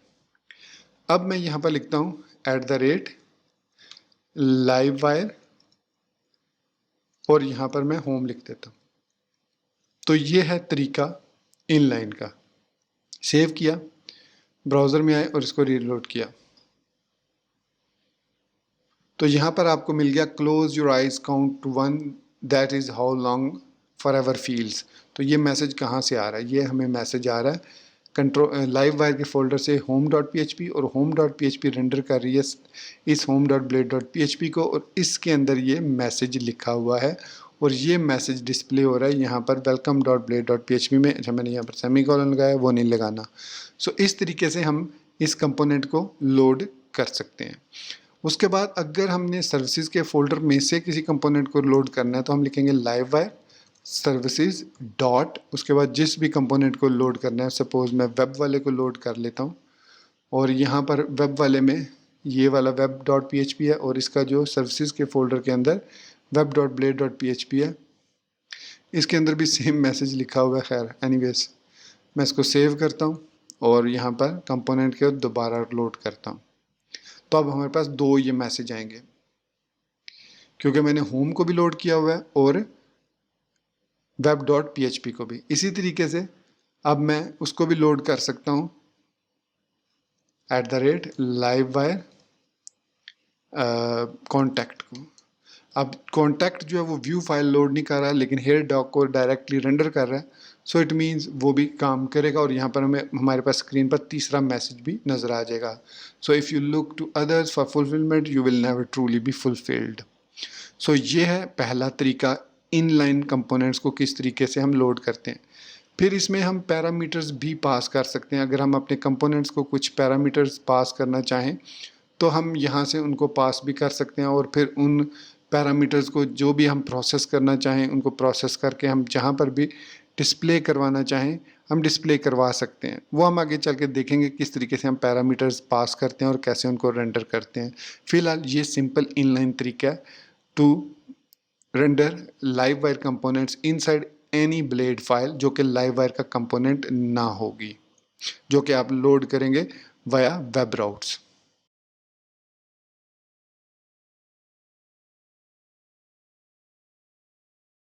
अब हम बात करते हैं कि किस तरीके से हम फुल पेज कंपोनेंट्स को लोड कर सकते हैं। सो फुल पेज कंपोनेंट्स को लोड करने के लिए हमें उन कंपोनेंट्स के राउट्स क्रिएट करने होंगे, और हर राउट के अंदर कंपोनेंट का जो कंप्लीट रेंडर मेथड में जो कुछ डाटा होगा सिर्फ वही शो होगा। इस तरीके से मल्टीपल कंपोनेंट्स उसमें हम फिर शो नहीं करेंगे, बल्कि उसमें एक ही कंपोनेंट शो करेंगे। हाँ, उस कंपोनेंट में हम दूसरे कंपोनेंट्स को कॉल कर सकते हैं जिस इनलाइन तरीके से, लेकिन फ़िलहाल हम बात करें फुल पेज कंपोनेंट्स। सपोज़ मैं यहाँ पर होम लिखूँ तो मुझे ये वाला मैसेज नज़र आना चाहिए। अगर मैं वेब लिखूँ /web तो मुझे ये वाला मैसेज नज़र आना चाहिए। अगर मैं /contact लिखूँ तो मुझे ये वाला मैसेज नज़र आना चाहिए। तो इसके लिए मुझे तीन राउट्स क्रिएट करने होंगे। तो वो राउट्स मैं क्रिएट करूँगा web.php के अंदर। सो राउटिंग जो है वो सिंपल वही राउटिंग है जो हम नॉर्मली लारावल के अंदर यूज़ करते हैं। सो web.php में हम आएंगे राउट्स के अंदर, और यहाँ पर मैं तीन राउट्स क्रिएट करूँगा। सो पहला राउट है : गेट। अब लाइव वायर 1 के अंदर हम लाइव वायर का मेथड यूज़ करते हैं, लेकिन लाइव वायर 2 ने गेट के साथ इसको कंप्रोमाइज़ कर लिया। अब हम गेट मेथड यूज़ करेंगे, और गेट के बाद हम पाथ देंगे /home का, कि /home पे जब हम जाएं तो कौन सी क्लास लोड करें। यहाँ पर अब लारावल 8 के अंदर जैसे कि आप जानते हैं, मैंने न्यू फीचर्स में भी ये चीज़ एक्सप्लेन की है कि लारावल 8 के अंदर आपको कंप्लीट नेम स्पेस देना होता है और साथ उसके पैरामीटर्स देने होते हैं, उस मेथड का नेम देना होता है। अब जो लाइव वायर है उसमें हमें कोई भी मेथड नेम देने की ज़रूरत नहीं होती, वो डायरेक्टली रेंडर मेथड से ऑटोमेटिकली व्यू लोड करता है। तो यहाँ पर हम क्लास नेम देंगे, सो होम : क्लास। अब इस होम क्लास का पाथ क्या होना चाहिए जो ऊपर हम यहाँ पर ऐड करें। सो मैं यहाँ पर F5 प्रेस करूँगा। मैंने PHP कंपेनियन एक्सटेंशन इंस्टॉल की हुई है, तो इसने automatically use app HTTP live wire home को इंक्लूड कर लिया। अगर मल्टीपल home.php होंगी तो वो उन तमाम के मुझे यहाँ पर ड्रॉप डाउन दे देगा, और जिसको भी मैं सिलेक्ट करना चाहूँ सिलेक्ट कर सकता हूँ। फॉर एग्जांपल सर्विसेज के अंदर भी एक होम का पेज एक कंपोनेंट हो सकता है, पॉसिबल है। उसके अंदर भी हम फॉर एग्जांपल मैं यहाँ पर आपको क्विकली दिखा देता हूँ। मैं लिखता हूँ PHP artisan make live wire, और यहाँ पर मैं लिखता हूँ सर्विसेज डॉट होम। तो अब सर्विसेज के अंदर भी एक होम की फ़ाइल मौजूद होगी है। तो अगर मैं अब इस कंपोनेंट को यहाँ से रिमूव करता हूँ और होम : क्लास ऐड करता हूँ, और उसके बाद इस पर होवर करके F5 प्रेस करता हूँ, तो इसने बाय डिफ़ॉल्ट इसको नहीं लोड करना चाहिए, इसको मुझे बताना चाहिए था। खैर, इसको एक दफ़ा फिर मैं क्लोज़ करके लोड करता हूँ। तो app HTTP live wire home.php, और हमारे पास यहाँ पर लाइव वायर के अंदर सर्विसेज के अंदर भी एक home.php है। तो ये हमारे पास app HTTP live wire services के अंदर है। तो ये आई थिंक कैशे का इशू समटाइम हो जाता है। So PHP artisan view clear कर दिया करें एक दफ़ा आप। सो यहाँ पर वो कह रहा है कि हाँ देखा सेमीकोलन का मसला आ गया ना, ये बहुत इंपॉर्टेंट मसला है सेमीकोलन वाला। तो यहाँ पर मैं इस तरह लिख देता हूँ और वापस इसको व्यू क्लियर करता हूँ। अब वो कह रहा है कि क्लास फाउंड नहीं है, तो डेफिनेटली इसको हमें यहाँ पर मेंशन करना होगा। तो मैं दोबारा F5 प्रेस करता हूँ यहाँ पर। सो अब आप देख सकते हैं कि इसने मुझे दो पाथ बताए हैं कि एक ऐप के अंदर HTTP लाइव वायर होम का home.php है, और दूसरी ऐप के अंदर HTTP के अंदर लाइव वायर में सर्विसेज के फोल्डर में home.php है। तो किस वाली home.php को अपलोड करना चाह रहे हैं। That is the beauty of name spaces. मतलब आपको मल्टीपल फाइल्स को इंक्लूड करने की ज़रूरत नहीं पड़ती। सो मैं इसको कह रहा हूँ कि भाई इस वाले को लोड करना है, तो इसने यहाँ पर उसका पाथ ऐड कर दिया। सो इस तरीके से आप मल्टीपल होम क्लासेस को लोड कर सकते हैं, लेकिन जब कॉल करेंगे तो नेम डिफरेंस होना चाहिए जिसके जरिए आप उस क्लास को कॉल करें। फॉर एग्जांपल मैं यहाँ पर लिखता हूँ राउट गेट सर्विसेज स्लैश होम। अब इसके लिए भी मुझे होम क्लास चाहिए, और होम क्लास में लिख रहा हूँ, सेव किया। अब इस होम क्लास को जब मैं इंपोर्ट करूँगा और इस होम सर्विसेज को मैं कॉल करूँगा यहाँ पर, सो अब यहाँ पर दो इश्यूज़ हैं, मैं इसको क्लियर कर देता हूँ। अब यहाँ पर दो इश्यूज़ हैं, ये भी होम है और ये भी होम है, यहाँ भी होम है, यहाँ भी होम है। अब जो लाइव वायर है या लारावल है, ये बेसिकली लारावल का है, या PHP आप ऑब्जेक्ट ओरिएंटेड प्रोग्रामिंग को कह सकते हैं, कि उसको कन्फ्यूजन होगी कि ये आप दो दफ़ा कॉल कर रहे हैं होम को। सो इसके लिए एक टेक्निक और यूज़ की जाती है, पहले मैं आपको इसकी आउटपुट दिखा दूँ। यहाँ मैं जब इसको रीलोड करूँगा तो यहाँ पर वो कह रहा है cannot use app HTTP live wire services home as home because the name is already in use. So इसको वो इस पाथ को, क्योंकि ये सेकंड पाथ है, तो इसको एज होम वो यूज़ नहीं कर सकता। तो उसने कहा कि इसको चेंज करो, तो हम एज के साथ इसको चेंज कर सकते हैं। जैसे उसने एरर दिया, मैं कहता हूँ एज सर्विसेज होम या सर्विस होम कह देता हूँ। सो ये मैंने इसको नाम दे दिया। अब ये नाम मैंने दिया है तो इसका मतलब है कि अब मैं इसको कॉपी करके इस क्लास की जगह पर ये नाम यूज़ कर सकता हूँ as an alias, so as an alternative. तो यहाँ पर मैंने सर्विस होम लिख दिया। अब मैं अगर सेव करूँगा और ब्राउज़र में आता हूँ और इसको रीलोड करूँगा तो हमारा एरर ख़त्म हो जाएगा। अब मैं यहाँ पर अगर स्लैश होम लिखता हूँ तो आप यहाँ पर एक और एरर मिलेगा। वो एरर ये कह रहा है कि हमें व्यू में से layouts dot app not found. देखिए जब हम full page component render load करते हैं तो वो इसके साथ एक डिफ़ॉल्ट लेआउट उसको चाहिए ही चाहिए होता है, जो आपने क्रिएट करके उसको देना है। या अगर आपने अपना कोई लेआउट क्रिएट किया हुआ है, जैसे हमने welcome dot blade dot PHP दिया हुआ है, तो उसको हम एज अ लेआउट पास कर सकते हैं इसको। तो उस टेक्निक को भी हम देखेंगे। फ़िलहाल वो कह रहा है कि मुझे एक जो है लेआउट डॉट ऐप फोल्डर चाहिए, लेआउट्स के अंदर एक app dot blade dot PHP file चाहिए। तो मैं उसको कहता हूँ कि ठीक है भाई हम क्रिएट कर देते हैं, आप यूज़ करना चाह रहे हो। तो मैं यहाँ पर व्यूज़ के अंदर एक न्यू फोल्डर क्रिएट करूँगा लेआउट्स के नाम से, और इस लेआउट्स के अंदर मैं यहाँ पर एक न्यू फाइल क्रिएट करूँगा app dot blade dot PHP। और इस app dot blade dot PHP में सेम आपने वही काम करना है, @लाइव वायर स्टाइल्स और @लाइव वायर स्क्रिप्ट्स को आपने लोड कर लेना है। लोड करने के बाद अब हमारे पास app dot blade dot PHP आ गई लेआउट्स के अंदर से, तो हमारे पास यहाँ पर एरर ख़त्म हो जाएगा। लेकिन हमारा कंपोनेंट अभी भी लोड नहीं हुआ। अब लोड इसलिए नहीं हुआ क्योंकि ये कंपोनेंट हमें किसी जगह पर यील्ड करना है, जिस तरीके से हम लार्वल टेम्पलेटिंग में यील्ड का मेथड यूज़ करते हैं ताकि लेआउट के अंदर वो कंपोनेंट रेंडर हो जाए, व्यू फाइल ब्लेड फाइल। तो यहाँ पर हम स्लॉट की प्रॉपर्टी को यूज़ करते हैं। तो यहाँ पर मैं ब्लेड टेम्पलेटिंग सिंटैक्स को यूज़ करते हुए यहाँ पर लिख देता हूँ स्लॉट। तो ये हमारे पास अब डिफ़ॉल्ट स्लॉट है। तो इसके बाद मैं इसको लोड करता हूँ दोबारा से, तो अब हमारा जो कंपोनेंट है वो सक्सेसफुली लोड हो चुका है।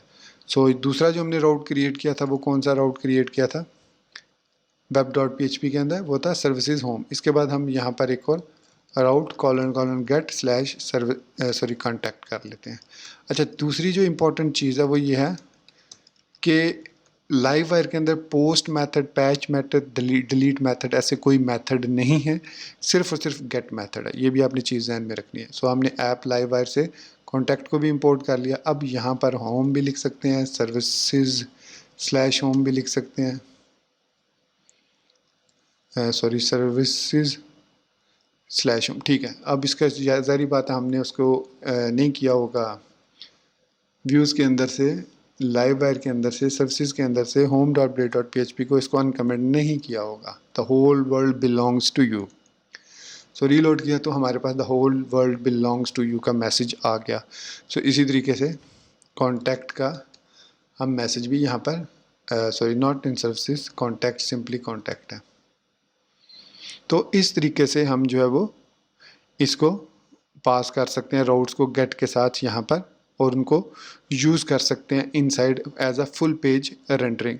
तो ये जो रेंडर मेथड होता है ये बेसिकली इस पर्पज़ के लिए यूज़ होता है जो कि हमारे कंपोनेंट के अंदर होता है, जैसे होम डॉट कंपोनेंट है। सो ये रेंडर मेथड ऑटोमेटिकली कॉल होता है। तो इसके अलावा भी काफ़ी सारे मेथड्स हैं, वो हम टाइम टू टाइम आगे चलेंगे तो उनको सीखते जाएंगे। फ़िलहाल यही था हमारे पास, किस तरीके से हम फुल पेज कंपोनेंट और किस तरीके से इनलाइन कंपोनेंट्स हम लोड कर सकते हैं। इसके अलावा इसमें हमारे पास कुछ और भी फीचर्स हैं, जैसे हम इनको पैरामीटर्स भी पास कर सकते हैं और उन पैरामीटर्स को हम डिस्प्ले भी करवा सकते हैं अपने ब्राउज़र के अंदर गेट करके, उनको कंप्यूट करके जो भी उस पर हमने फंक्शन परफॉर्म करना है फिर उसको हम ब्राउज़र के अंदर डिस्प्ले भी करवा सकते हैं। लेकिन पैरामीटर्स को हम आगे चल के डिटेल में समझेंगे। फ़िलहाल होपफुली आपको इनलाइन कंपोनेंट्स कैसे लोड करते हैं और फुल पेज कंपोनेंट्स को कैसे लोड करते हैं, दोनों चीज़ें अच्छी तरीके से समझ लग गई होंगी।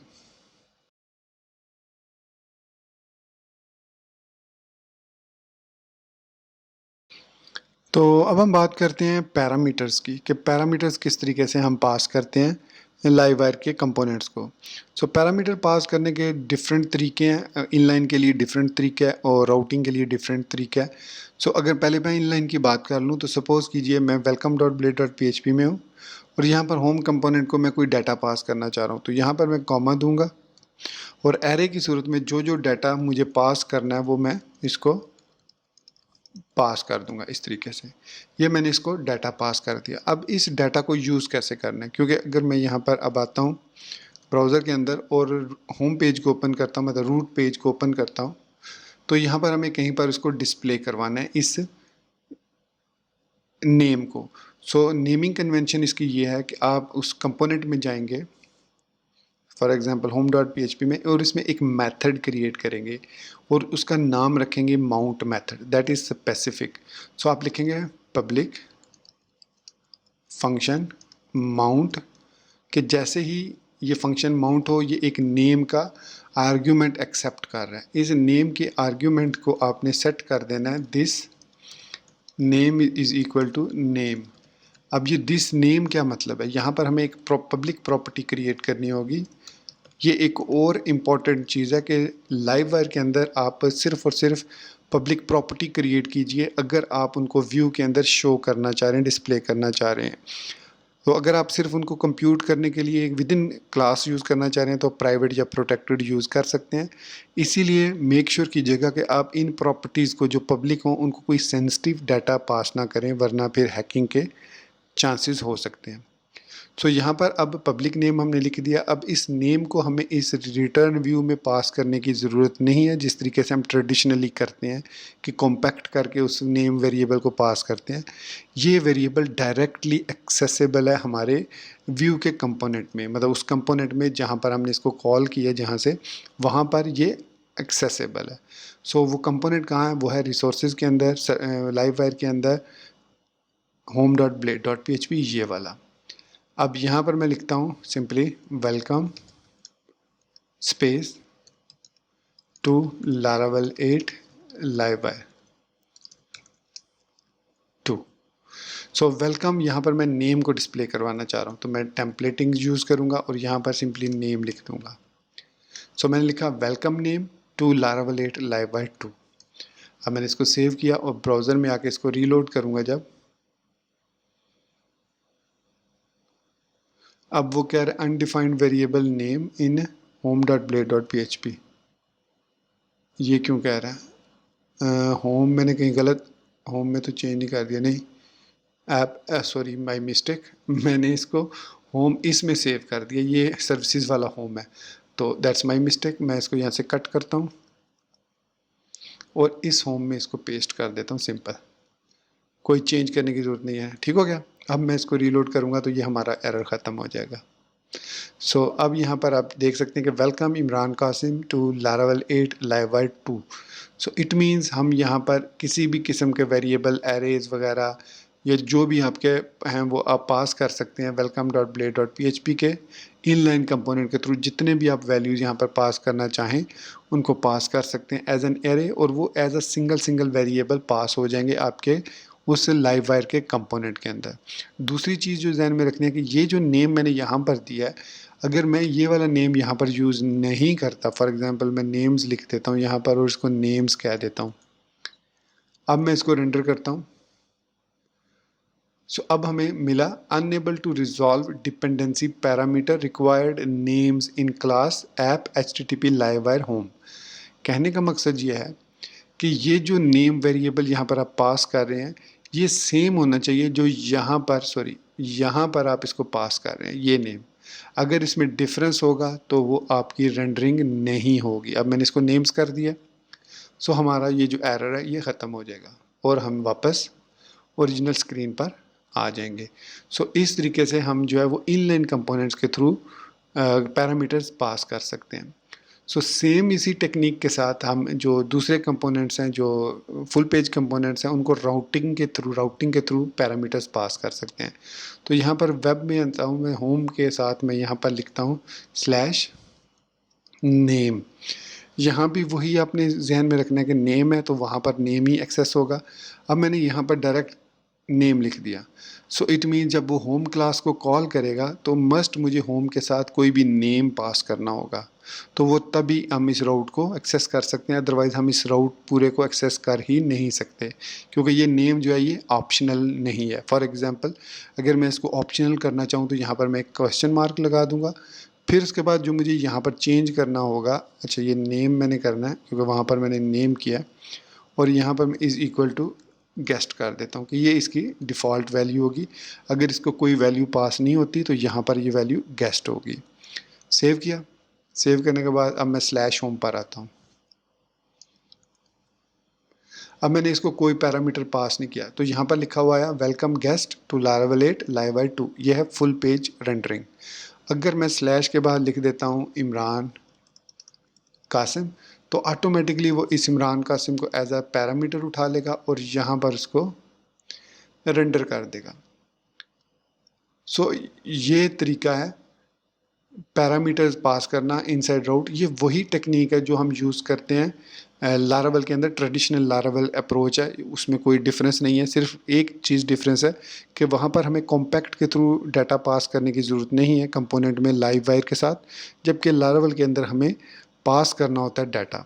तो ये था हमारे पास rendering component in Laravel live wire 2।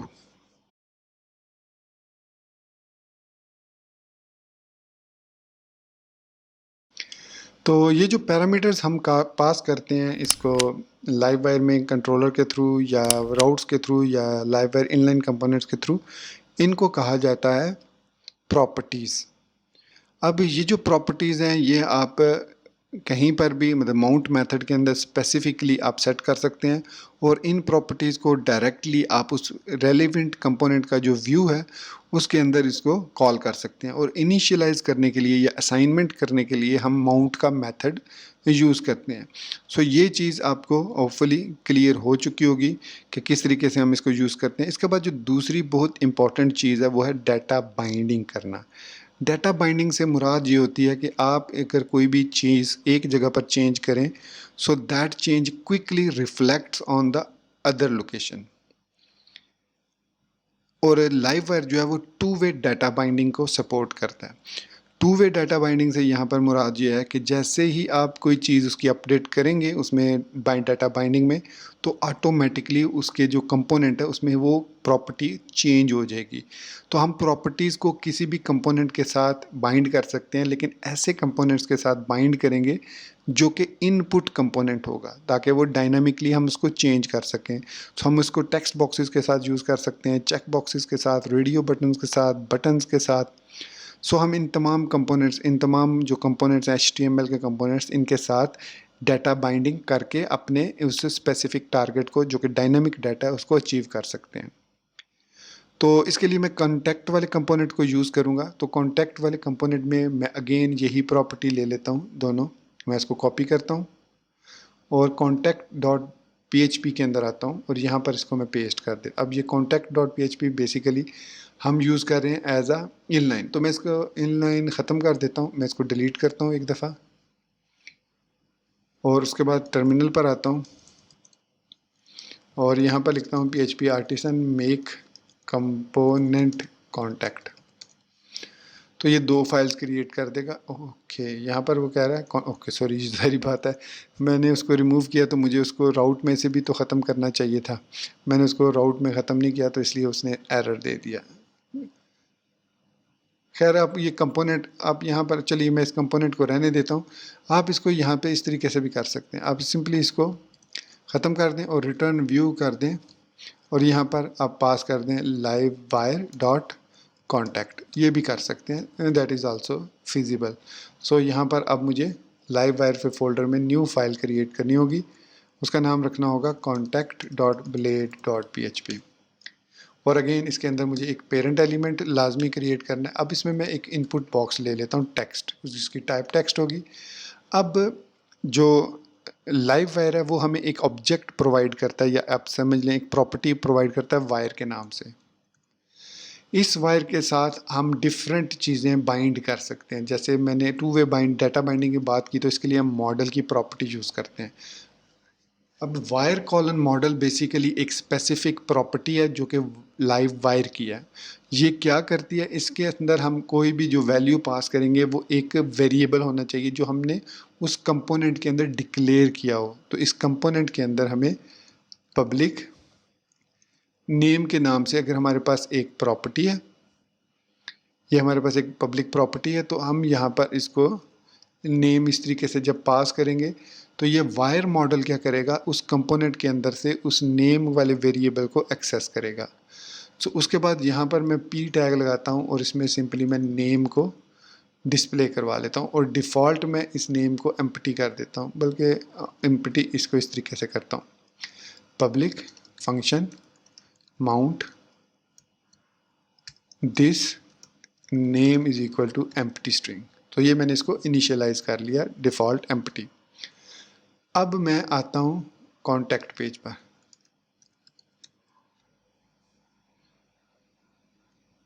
तो यहाँ पर हमारे पास एक टेक्स्ट बॉक्स है जो कि फ़िलहाल एम्प्टी है। इसके अंदर जैसे ही मैं चीज़ें लिखनी शुरू कर रहा हूँ तो आप देख सकते हैं कि यहाँ पर पी टैग के अंदर हमें वही चीज़ एज इट इज़ लिखी हुई नज़र आ रही है। इसको कहा जाता है टू वे डाटा बाइंडिंग। और जो दोस्त एंगुलर और व्यू या रिएक्ट को फॉलो कर रहे हैं सिंगल पेज एप्लीकेशन में, वो इस टेक्निक को जानते होंगे कि वर्चुअल डॉम के अंदर ये किस तरीके से काम करती है।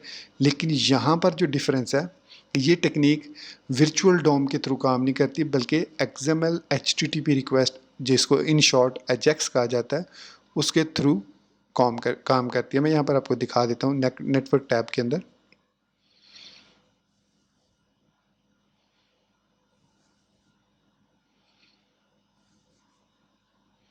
सो यहाँ पर मैं चेंज करता हूँ तो देखिए इसने एक क्यूरी सेंड की जिसके अंदर ये हमारे पास है कुछ प्रॉपर्टीज़ इसने रिटर्न की हमें। ये दे सकते हैं, इसमें हमारे पास डाटा आ रहा है। ये डाटा बेसिकली प्रॉपर्टी होती है जिसको वो एक्सेस करता है। ये इसका हैश है। सो ताकि कन्फ्लिक्ट वगैरह क्रिएट ना हो, तो इस हैश की मदद से वो वैलिडेट करता है कि ये जो इनपुट में नेम वैल्यू हम चेंज कर रहे हैं वही वैल्यू यहाँ पर आ रही है। और ये कंप्लीट HTML जो व्यू वाली फाइल होती है उसको कम्प्लीटली री रेंडर करके हमें रिटर्न कर देता है। सो ये हमें प्रीव्यू, या आप कह लेंगे ये हमें रिस्पॉन्स रिटर्न होता है जब भी हम टू वे डाटा बाइंडिंग या इवेंट बाइंडिंग करते हैं लाइव वायर के अंदर। सो ये टू वे डाटा बाइंडिंग आप कर सकते हैं किसी भी कंपोनेंट के साथ, चाहे वो टेक्स्ट है, रेडियो है, चेक बॉक्स है, सिलेक्ट बॉक्स है या टेक्स्ट एरिया है। इसके अलावा अगर आप डॉट नोटेशन यूज़ करना चाह रहे हैं तो डॉट नोटेशन भी यूज़ कर सकते हैं। डॉट नोटेशन से मुराद ये है कि हमारे पास यहाँ पर एक वेरिएबल है student is equal to name, sorry name Imran का एम्प्टी स्ट्रिंग में दे रहा हूँ। तो नेम इसका एम्प्टी है। सो मैंने यहाँ पर लिखा this student name is equal to empty, बल्कि यहाँ पर मैंने एम्प्टी कर ही दिया तो इसको मुझे माउंट करने की ज़रूरत ही नहीं है। तो मैं इसको ख़त्म कर देता हूँ। तो मैंने लिखा पब्लिक एक स्टूडेंट है, उसका नेम ये है। अब मुझे contact.blade.php में जब बाइंडिंग करूँगा तो यहाँ पर मैं लिखूँगा student dot name. So student का मुझे पता होगा कि एक एरे है जिसके अंदर नेम की एक प्रॉपर्टी है। इसी तरीके से जब मैं इसको डिस्प्ले करवाऊँगा तो मैं लिखूँगा स्टूडेंट डॉट नेम। सो इसको मैं सेव करता हूँ। I think student dot name नहीं लिखेंगे, स्टूडेंट इनटू नेम लिखेंगे क्योंकि वो एरे है। सो इसको एक दफ़ा रिफ़्रेश करके इसको चेक करते हैं। आई थिंक वो एरर देगा क्योंकि स्टूडेंट डॉट नेम नहीं होना चाहिए। हाँ, इसमें स्टूडेंट नेम इस तरीके से हम इसको डिस्प्ले करवाएंगे। एज्यूम्ड नेम, वो यहाँ पर यही चीज़ कह रहा है। तो अब अगर मैं यहाँ पर लिखता हूँ तो देखिए कितनी रिक्वेस्ट सेंड हुई, 1 2 3 4 रिक्वेस्ट सेंड हुई और मैंने कितना डाटा इसमें सबमिट कर दिया। ये एक किस्म का आपको मैं आगे चल के बताऊंगा, ये एक डिबाउंस का एक फीचर है। डिबाउंस जो कि डिफ़ॉल्ट डिबाउंस जो है वो 250 मिली सेकेंड होता है कि जब आप की स्ट्रोक प्रेस करते हैं तो विद इन 250 मिली सेकेंड आप जितनी की स्ट्रोक प्रेस करेंगे उतने ही ऑटोमेटिकली यहाँ पर वो डाटा अपडेट करेगा, 1 बाय 1 नहीं करेगा। उसको आप मैनेज कर सकते हैं लेकिन वो हम आगे चल के जब थोड़े से कॉम्प्लिकेटेड में जाएंगे तो उसको हम डिबाउंस करना सीखेंगे कि कैसे हम डिबाउंस कर सकते हैं या कैसे हम लेज़ी मेथड को यूज़ कर सकते हैं। तो फ़िलहाल इतना मैं बता देता हूँ कि डिबाउंस अगर आपने अपडेट या उसको रिड्यूस या इंक्रीज़ करना हो तो सिंपली आपने वायर मॉडल के बाद यहाँ पर लिख देना डॉट डी बाउंस डॉट, उसके बाद जितने भी मिली सेकेंड आपने करने हैं। फॉर एग्जांपल बाय डिफ़ॉल्ट ये आई थिंक 250 मिली सेकेंड होता है या 150 मिली सेकेंड होता है। सो मैं इसको कह देता हूँ 1000 millisecond equal to 1 second I think. So 1000 millisecond. उसके बाद जब मैं पेज को रिफ़्रेश करूँगा तो अब आप देखेंगे कि ये मैं जैसे जैसे टाइप करूँगा ये 1 सेकंड लेगा ऑलमोस्ट उसको अपडेट करने के लिए। तो इससे फ़ायदा ये होगा कि हमारी जो रिक्वेस्ट्स हैं वो कम जाएंगी। अब देखिएगा अभी सिर्फ एक रिक्वेस्ट गई है क्योंकि मैंने इसको लोड किया। अब मैं लिखने लगा हूँ, ये मैंने वर्ड लिखा तो देखिए ये मैंने विद इन 1 सेकंड ये सारा मैसेज लिखा है तो इस वजह से उसने एक रिक्वेस्ट सेंड किया। ठीक है, अगर मैं टाइम लगाऊंगा, सपोज मैंने इमरान लिखा फिर स्पेस प्रेस की, वेट किया, फिर क्यू प्रेस किया, फिर ए प्रेस किया, फिर एस प्रेस किया, so I am taking time, so it is also taking time और इसी की वजह से यहाँ पर हमारी जो रिक्वेस्ट्स हैं वो इंक्रीज़ हो रही हैं। सो डिबाउंस के फीचर को आप यूज़ कर सकते हैं, ये एक बहुत ज़बरदस्त फीचर है। सो दूसरा जो इसका फीचर है वो है लेज़ी लोडिंग। सो इसका क्या फ़ायदा है लेज़ी लोडिंग, अगर मैं यहाँ पर डॉट लेज़ी लिख देता हूँ तो उससे क्या होगा। देखिए मैं डिबाउंस की जगह पर डॉट अब लेज़ी लिख देता हूँ। ओके, अब मैं इस पेज को रीलोड करता हूँ। अब मैं यहाँ पर लिखता हूँ इमरान कासिम। देखिए I am waiting waiting waiting waiting, कोई रिक्वेस्ट सेंड हो रही है नहीं सेंड हो रही। सो लेज़ी क्या करता है कि जब तक आपका फोकस उस इनपुट एलिमेंट पर रहेगा वो रिक्वेस्ट सेंड नहीं होगी। जैसे ही आप उससे ब्लर करेंगे या उससे बाहर निकलेंगे तो वो रिक्वेस्ट सेंड होगी। देखिए जैसे ही मैंने माउस को इधर क्लिक किया ऑटोमेटिकली वो रिक्वेस्ट सेंड हुई। अब जैसे मैंने इसको फोकस करके टैब दोबारा दबाया तो अब जो इंटरेस्टिंग चीज़ जो देखिए इंटरेस्टिंग चीज़ ये है कि मैं अब फोकस आउट कर रहा हूँ लेकिन रिक्वेस्ट सेंड नहीं हो रही। इसकी रीज़न ये है कि इस कॉन्टेक्स्ट के पास जो हेडर्स की इंफॉर्मेशन है, जो इसका हैश है वो सेम आ रहा है। ये देखिए ये हैश जो है वो सेम है। सो इट मीन्स वो उसको पता चल गया कि इसके अंदर डाटा कोई चेंज नहीं हुआ। लेकिन जैसे मैं एक बैक स्पेस प्रेस करूँगा और फोकस आउट करूँगा सो अब आप देखेंगे कि नेक्स्ट रिक्वेस्ट सेंड हुई और इसमें हमारा हैश जो है वो चेंज हो गया। ये देख सकते हैं HTML hash. So it means अब उसने वो रिक्वेस्ट सेंड की। तो this is another beauty of Laravel Livewire कि गैर ज़रूरी चीज़ें, गैर ज़रूरी रिक्वेस्ट्स वो सेंड नहीं करता। आप आपके पास उसका कंट्रोल है। सो ये एक ज़बरदस्त कंट्रोल है कि आप टैब प्रेस करें या इसका फोकस आउट करेंगे तो ही रिक्वेस्ट सेंड होगी और फिर आप मल्टीपल टाइम बेशक रिक्वेस्ट इसको करें वो रिक्वेस्ट सेंड नहीं होगी। लेकिन यही चीज़ अगर आप जावास्क्रिप्ट में कर रहे होंगे तो मेरे ख्याल में आपको ये चीज़ अचीव करने के लिए बहुत ज़्यादा कोड लिखना पड़ेगा। लेकिन यहाँ पर lots of time have been saved by Laravel livewire. तो ये थी हमारे पास 2-3 प्रॉपर्टीज़। इसके अलावा हम इसको डेफ़र भी कर सकते हैं। डेफ़र का मतलब ये है कि जब पेज सारा लोड हो जाए तो उसके बाद जो है वो उस चीज़ को यूज़ करे, जो भी आप उसको सर्च करना चाह रहे हैं, जो भी उसके अंदर आप रिकॉर्ड वगैरह अपडेट करना चाह रहे हैं, तो उसको हम बाद में देखेंगे। इसके अलावा हम इसको डायरेक्ट मॉडल्स के साथ भी बाइंड कर सकते हैं, लेकिन वो हम डेटाबेस हैंडलिंग में जाएंगे जब, तब हम देखेंगे। तो ये हमारे पास है प्रॉपर्टीज़, और इस तरीके से हम वायर मॉडल के थ्रू प्रॉपर्टीज़ को बाइंड कर सकते हैं वायर कॉलन मॉडल्स के साथ।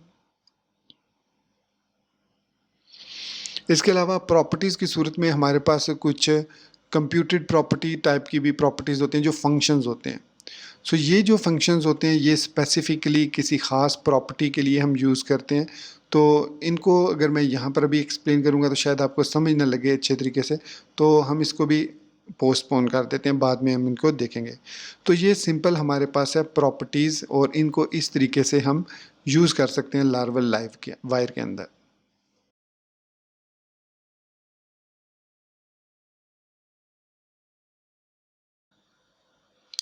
तो अब हम बात करते हैं एक्शंस की। तो एक्शंस क्या होते हैं? एक्शंस जो हैं वो जावास्क्रिप्ट के अंदर जिस तरीके से हम इवेंट्स परफॉर्म करते हैं कि क्लिक होता है, या आप की डाउन करते हैं, की अप करते हैं, या आप फॉर्म को सबमिट करते हैं, तो इसके अगेंस्ट कुछ कोड जनरेट होता है। तो ये जो submitting a form, clicking on a button, या आप कह लें की down on a certain element, ये क्या चीज़ें कहलाती हैं? इवेंट्स। सो लार्वल लाइफ के अंदर इनको एक्शंस कहा गया। सो 3 बेसिक एक्शंस हैं हमारे पास लार्वल लाइव वायर के अंदर। एक है क्लिक, दूसरा है की डाउन, और तीसरा है हमारे पास सबमिट। इसके अलावा इसके कुछ मॉडिफायर्स भी हैं जो कि इनको मॉडिफाई करते हैं, इनके बिहेवियर को चेंज करते हैं, वो भी हम देखेंगे कौन कौन से हैं। सो सबसे पहले हम इन 3 इवेंट्स को देखते हैं, 3 एक्शंस को। तो क्लिक एक्शन, जैसे कि नाम से ही ज़ाहिर है कि जब आप किसी भी चीज़ पर क्लिक करेंगे, चाहे वो बटन है, चाहे वो कोई डिव है, चाहे वो कोई पी टैग है, कुछ भी है, जैसे ही आप उस पर क्लिक करेंगे तो उसके अगेंस्ट एक फंक्शन जनरेट होगा। अब वो फंक्शन कस्टम फंक्शन होगा और उस स्पेसिफिक कंपोनेंट के अंदर होगा। मतलब आप किसी और कंपोनेंट में फंक्शन बनाकर उसको कॉल नहीं कर सकते, क्योंकि आप with in that components view उसको कॉल कर रहे हैं।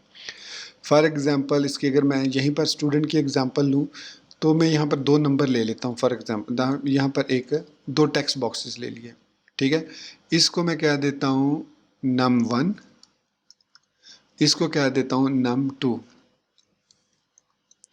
और यहाँ पर मैं डिस्प्ले करवा रहा हूँ रिजल्ट। ये मेरे पास 3 वेरिएबल्स हैं, num1, num2 and result. So it mean contact dot P के अंदर मेरे पास यहाँ पर 3 वेरिएबल्स होने चाहिए। तो पहला है num1, दूसरा है num2, और तीसरा है रिजल्ट। ये 3 मेरे पास फंक्शन है। अब मैं ये चाहता हूँ कि जब मैं कॉन्टैक्ट पर यहाँ पर एक बटन लगाऊं, बटन, और इस पर मैं कुछ भी लिख देता हूँ शो रिजल्ट, तो मैं कहता हूँ कि जब मैं इस बटन पे क्लिक करूँ तो ये इस रिजल्ट के अंदर कोई डाटा पॉपुलेट करे। सो मैं यहाँ पर लिख भी देता हूँ रिजल्ट इज, जो भी रिजल्ट होगा। सो वो रिजल्ट क्या होगा, वो हम वायर कॉलन क्लिक के थ्रू उस मेथड को कॉल करेंगे, जो भी हम इस कॉन्टैक्ट डॉट पी के अंदर क्रिएट करेंगे। सो उस फंक्शन का नाम मैं क्या रख सकता हूँ? कुछ भी रख सकता हूँ। मैं उसको कह देता हूँ रिज़ल्ट, बल्कि रिज़ल्ट नहीं कहता, मैं इसको कह देता हूँ add. So it means in 2 नंबरों को उसने ऐड करना है। ओके, तो यहाँ पर मैं कॉन्टैक्ट डॉट पी में आया, और यहाँ पर अब मैं पब्लिक फंक्शन ऐड क्रिएट करूँगा। और ऐड हमें क्या रिटर्न करेगा, बल्कि रिटर्न कुछ नहीं करेगा, वो सिर्फ रिज़ल्ट को सेट करेगा this num1 plus this num2। तो दिस रिज़ल्ट में हमारे पास इन दोनों को जमा करके रिज़ल्ट आ जाएगा। तो यहाँ पर हमने सिर्फ उनको बाइंड किया है, यहाँ पर num1 num2। सो ये दोनों लेज़ी हैं, तो इसका मतलब है जब मैं इनसे फोकस आउट करूँगा तभी इस पर मैं क्लिक कर सकता हूँ ऐड बटन पर। तो मैं अब ब्राउज़र में आता हूँ और इसको रीलोड करता हूँ।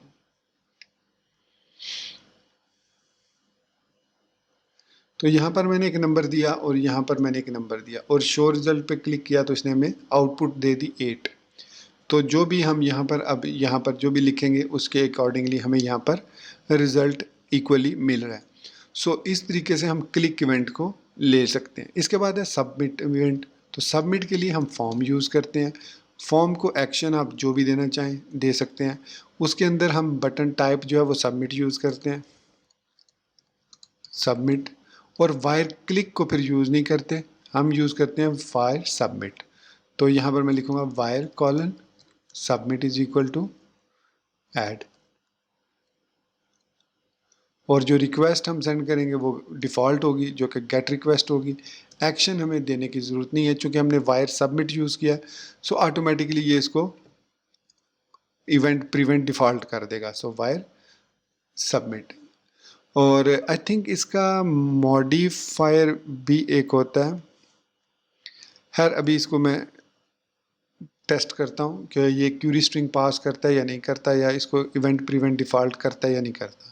सो 5 सो इसने क्यूरी स्ट्रिंग पास किया।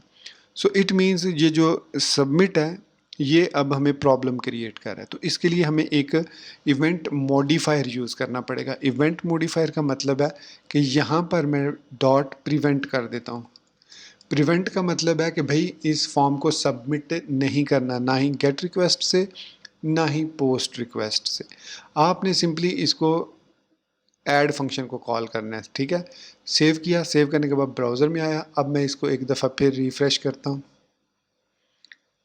और यहाँ पर एक नंबर लिखता हूँ, यहाँ पर एक नंबर लिखता हूँ और शो रिज़ल्ट करता हूँ। So this time dot prevent जो मॉडिफायर है उसने इसको प्रिवेंट कर दिया और हमें अपना आउटपुट जो है वो फॉर्म सबमिट के थ्रू भी सक्सेसफुली मिल गया। तो इसको कहा जाता है मॉडिफायर। ये है इस एक्शन मॉडिफायर। ये हमारे पास 3-4 किस्म के एक्शन मॉडिफायर्स हैं। आप लारावेल लाइववायर की ऑफिशियल वेबसाइट पर जाकर वहाँ पर जब एक्शंस के सेक्शन में जाएंगे तो वहाँ पर आपको ये सारे मिल जाएंगे। आप उसको एक दफ़ा रीड आउट कर लिए। वेरी सिंपल है, क्योंकि यहाँ पर अगर मैं एक्सप्लेन करने बैठा तो ये वीडियो ऑलरेडी 1 आवर प्लस की हो चुकी है, तो ये और लेंथी हो जाएगी। तो मकसद ये था कि हमारे पास 3 बेसिक एक्शंस हैं, क्लिक, सबमिट और की डाउन। की डाउन बेसिकली है कि जब भी आप की को डाउन करेंगे अपने कीबोर्ड से, ये नॉर्मली हम इनपुट में यूज़ करते हैं, तो उसके अगेंस्ट आप कोई एक्शन जनरेट कर सकते हैं, कोई फंक्शन कॉल कर सकते हैं और उस फंक्शन में जो भी प्रोसीजर आप परफॉर्म करना चाहें वो प्रोसीजर परफॉर्म कर सकते हैं। तो ये था हमारे पास एक्शंस का section.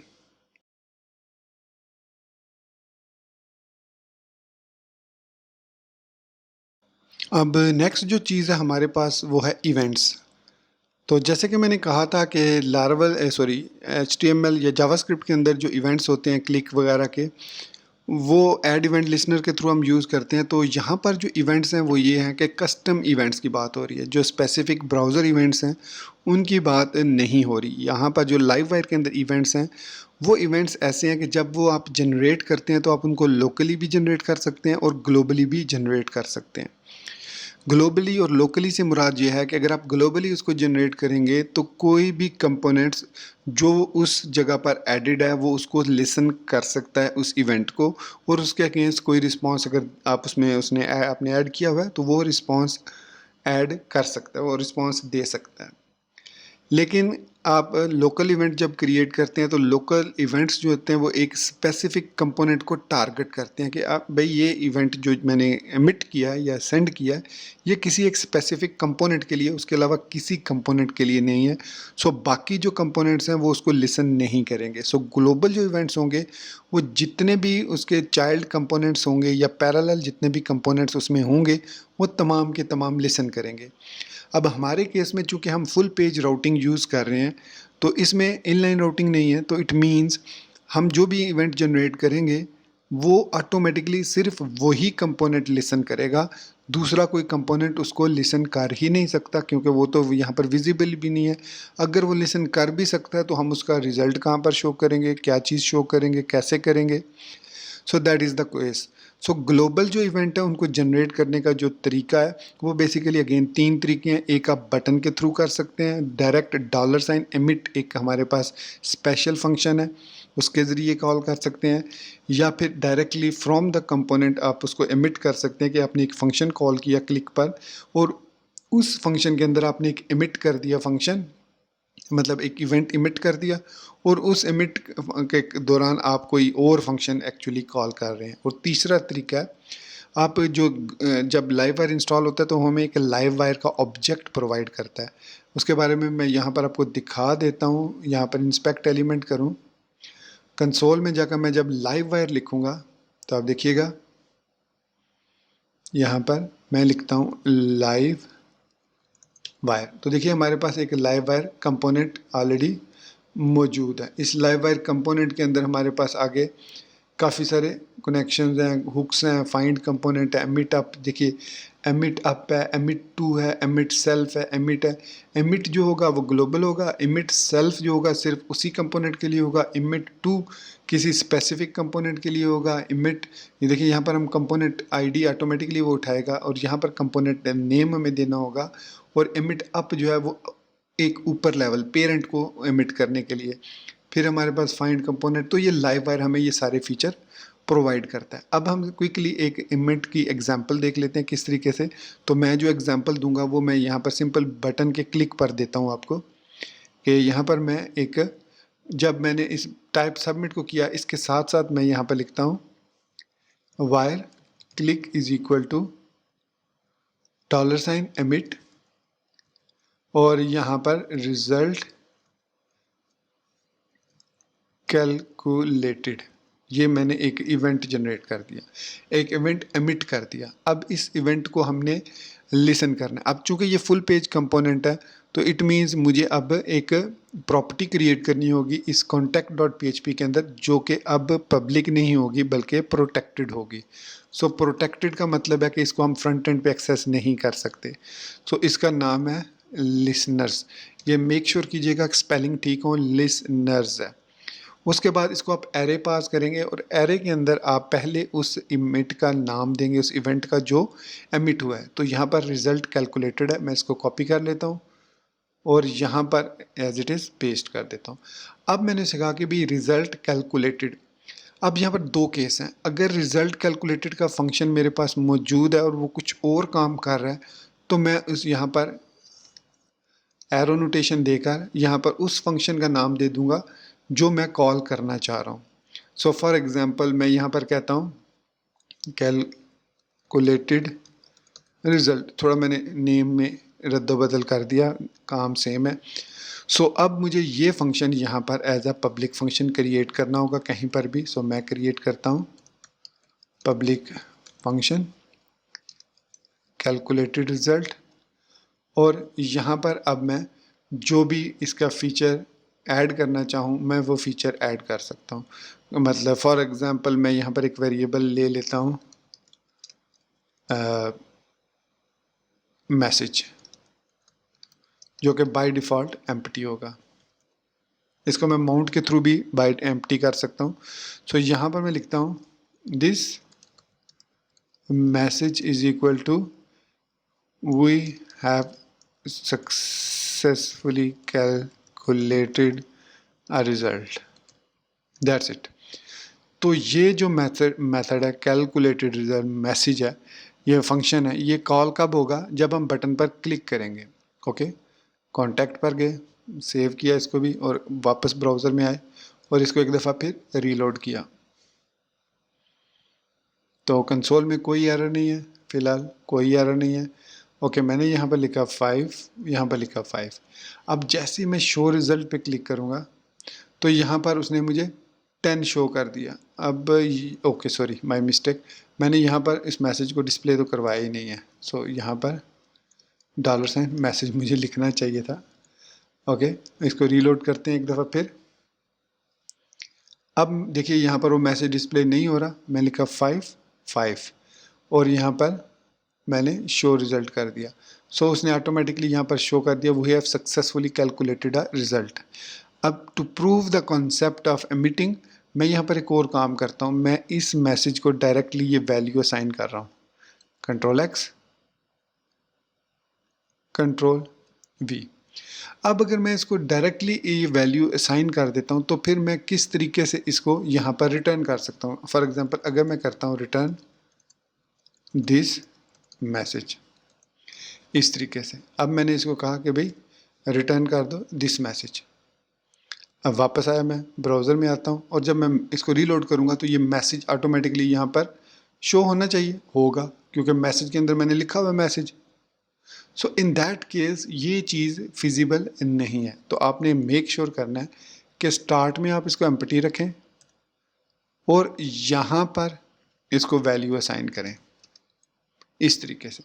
So this is actually working solution. अब ये we have successfully calculated result उसी वक्त होगा जब ये रिजल्ट कैलकुलेट होगा। इवन आप यहाँ पर एक मैसेज भी लिख सकते हैं, if this num1 is greater than this num2, तो यहाँ पर आप लिखें this message num1 is greater than num2। तो ये लॉजिक भी लगा सकते हैं आप यहाँ पर, else if this num1 is less than this num2, this message is equal to num1 is less than num2, or else this message is equal to num1 is equal to num2। तो ये मैंने कुछ different logic scenario लिख दिए this message के। सो it means अगर मैं इसको रीलोड करता हूँ दोबारा से, यहाँ पर मैंने 5 दिया, यहाँ पर भी 5 दिया। अब मैं शो रिजल्ट करता हूँ, सो num1 is equal to num2। अब यहाँ पर मैं 55 कर देता हूँ और शो रिजल्ट करता हूँ, सो num1 is less than num2। अगर मैं यहाँ पर ये कर देता हूँ और शो रिजल्ट करता हूँ, सो num1 is greater than num2।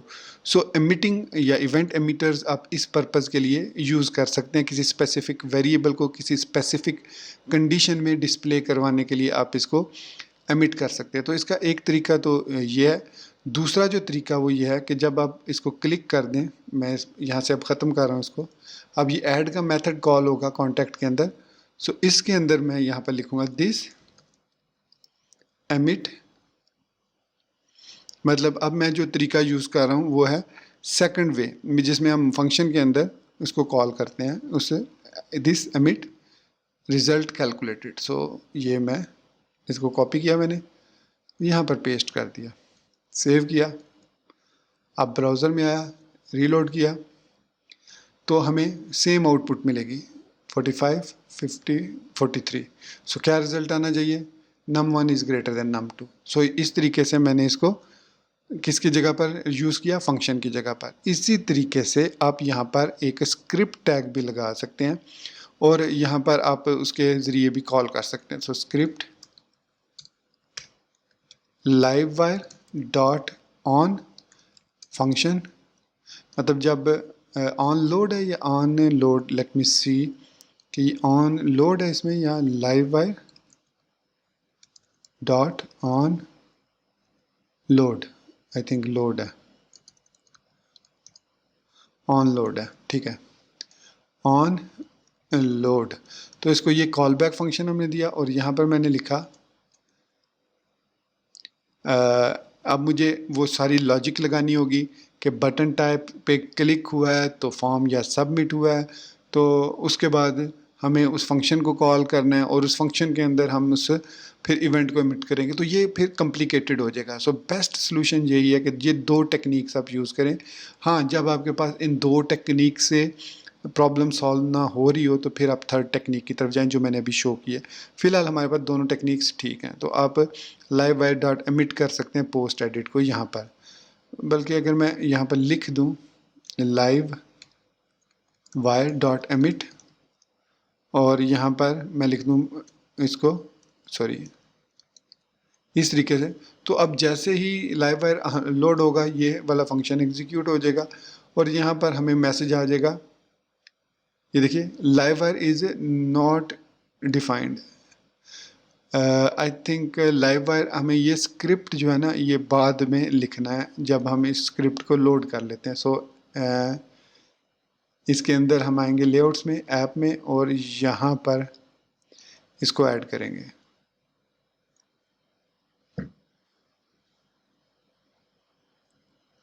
सो अब आप देख सकते हैं कि यहाँ पर num1 is equal to num2 automatically show हो गया। इट मीन्स हमारा ये इवेंट जो है ये सक्सेसफुली ट्रिगर हो गया। जैसे ही लाइव स्क्रिप्ट लोड हुआ, इसने इसको कहा कि जी जैसे ही वो लोड हो तो इस फंक्शन को कॉल करो एंड देन रिजल्ट वो शो कर दे। क्योंकि दोनों में कोई वैल्यू नहीं है तो ज़ीरो है, तो दोनों में एल्स वाली कंडीशन पर जाकर उसने वैल्यूज़ को डिस्प्ले करवा दिया। तो ये है हमारे पास कुछ एक्शंस इवेंट्स जिनको हम यूज़ कर सकते हैं इनसाइड लारावल लाइव वायर। इसके अलावा भी कुछ स्पेसिफिक इवेंट्स हैं हमारे पास जिनमें हम वैल्यूज़ को डायरेक्टली सेट कर सकते हैं, लेकिन अभी उनको मैं डिस्कस नहीं करना चाह रहा।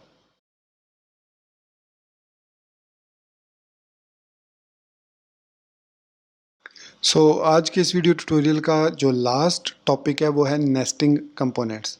नेस्टिंग कंपोनेंट्स का मतलब है कि कंपोनेंट्स के अंदर दूसरे कंपोनेंट्स को जब हम कॉल करते हैं तो इसका मतलब है कि ये नेस्टिंग कंपोनेंट्स हम यूज़ कर रहे हैं, नेस्टेड कंपोनेंट्स का फीचर यूज़ कर रहे हैं। फॉर एग्जांपल हमने यहाँ पर welcome.blade.php में तीन कंपोनेंट्स को कॉल किया। So this is not called nesting, क्योंकि इसका मतलब है कि हम जो है वो इन्हीं कंपोनेंट्स को यूज़ करें। अब मैं अगर इस services.web को यहाँ से कर रहा हूँ ख़त्म और home.blade.php में आता हूँ लाइव वायर के अंदर, और यहाँ पर मैं इनको पेस्ट कर देता हूँ। सॉरी, मुझे यहाँ से इसको कट नहीं करना चाहिए था, कट करना सॉरी, यहाँ पर मुझे इसको कट, बल्कि इसको सिर्फ कट करना चाहिए और इसको पेस्ट मैं कर रहा हूँ यहाँ पर होम डॉट में, और यहाँ पर हम इसको पेस्ट कर रहे हैं live wire services.web mobile and desktop, mobile and desktop.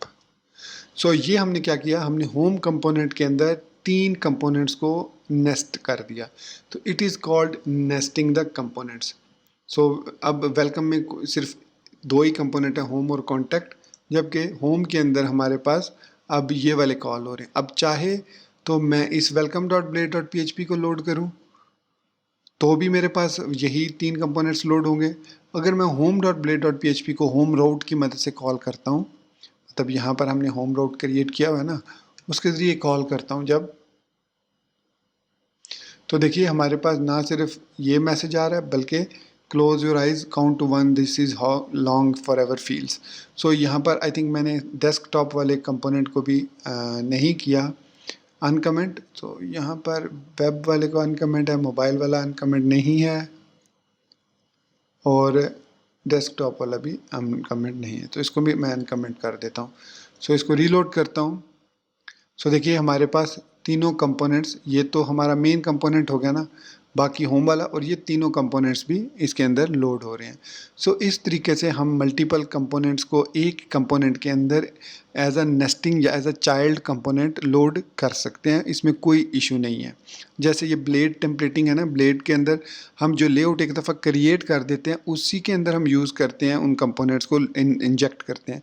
उसके अलावा हमारे पास @include का या PHP के अंदर इंक्लूड का फंक्शन है, जो कि यूज़ करते हुए हम किसी भी फाइल के अंदर किसी दूसरी फाइल को इंजेक्ट कर सकते हैं या नेस्ट कर सकते हैं या चाइल्ड बना सकते हैं। तो सेम यही कॉन्सेप्ट है कि हमने मल्टीपल कंपोनेंट्स को इसके अंदर इंजेक्ट कर दिया। अब इसमें होगा क्या, इसमें क्या चीज़ डिफरेंस है? इसमें डिफरेंस ये होगा कि अगर अब मैं इवेंट को इमिट करूँगा ना, तो ये तीनों जो कंपोनेंट, अगर मैं होम कंपोनेंट को इवेंट इमिट कर रहा हूँ तो वो ये चारों कंपोनेंट उसको यूज़ कर सकते हैं।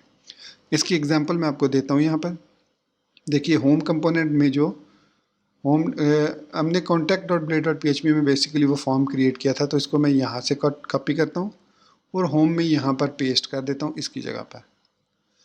अब हमें num1 num2 रिज़ल्ट और मैसेज के तीन वेरिएबल्स चाहिए, कहाँ पर, home.php में। यहाँ पर हमारे पास, इसको मैं ख़त्म कर रहा हूँ और contact.php से मैं इन चार वेरिएबल्स को कॉपी कर रहा हूँ। चलिए, क्योंकि मेरे पास मौजूद है तो मुझे लिखने की ज़रूरत नहीं है। मैंने इन 4 को कॉपी किया, फिर कॉन्टैक्ट के अंदर से इस लिसनर वाली को कॉपी किया, प्रॉपर्टी को, और इसको होम के अंदर पेस्ट कर दिया, और उसके बाद कॉन्टैक्ट डॉट php से मैंने इन दोनों फंक्शंस को भी कॉल किया और यहाँ पर पेस्ट कर दिया। ये मैं सिर्फ आपको समझाने के लिए कर रहा हूँ। सो अब इसमें कॉन्टैक्ट वाला एडिड नहीं है, तो रिज़ल्ट कैलकुलेटेड यहाँ पर भी मौजूद है, और इसको अगर मैं यहाँ से कॉपी करता हूँ और इसको मैं डेस्कटॉप या मोबाइल में वेब वाले में पेस्ट कर देता हूँ। सो इसमें मैंने पेस्ट कर दिया, और यहाँ पर मैं सेम उसी तरीके से ये वेरिएबल ले लेता हूँ, बल्कि इसमें हमें रिकैलकुलेटेड जब हम कॉल करेंगे तो इसमें तो ये तीनों वैल्यूज़ नहीं होंगी हमारे पास। सो मैं यहाँ पर सिंपली इसको एक्सप्लेन करता हूँ। ये कॉपी किया, पब्लिक फंक्शन, और यहाँ पर मैं दिस कौन सा web message is equal to I am coming from web service component, और इसमें सेमी कॉलन, और यहाँ पर हम वेरिएबल ले लेते हैं पब्लिक वेब मैसेज, और इस वेब मैसेज को मैं यहाँ पर इसकी web dot play dot php में यहाँ पर डिस्प्ले करा देता हूँ, web message.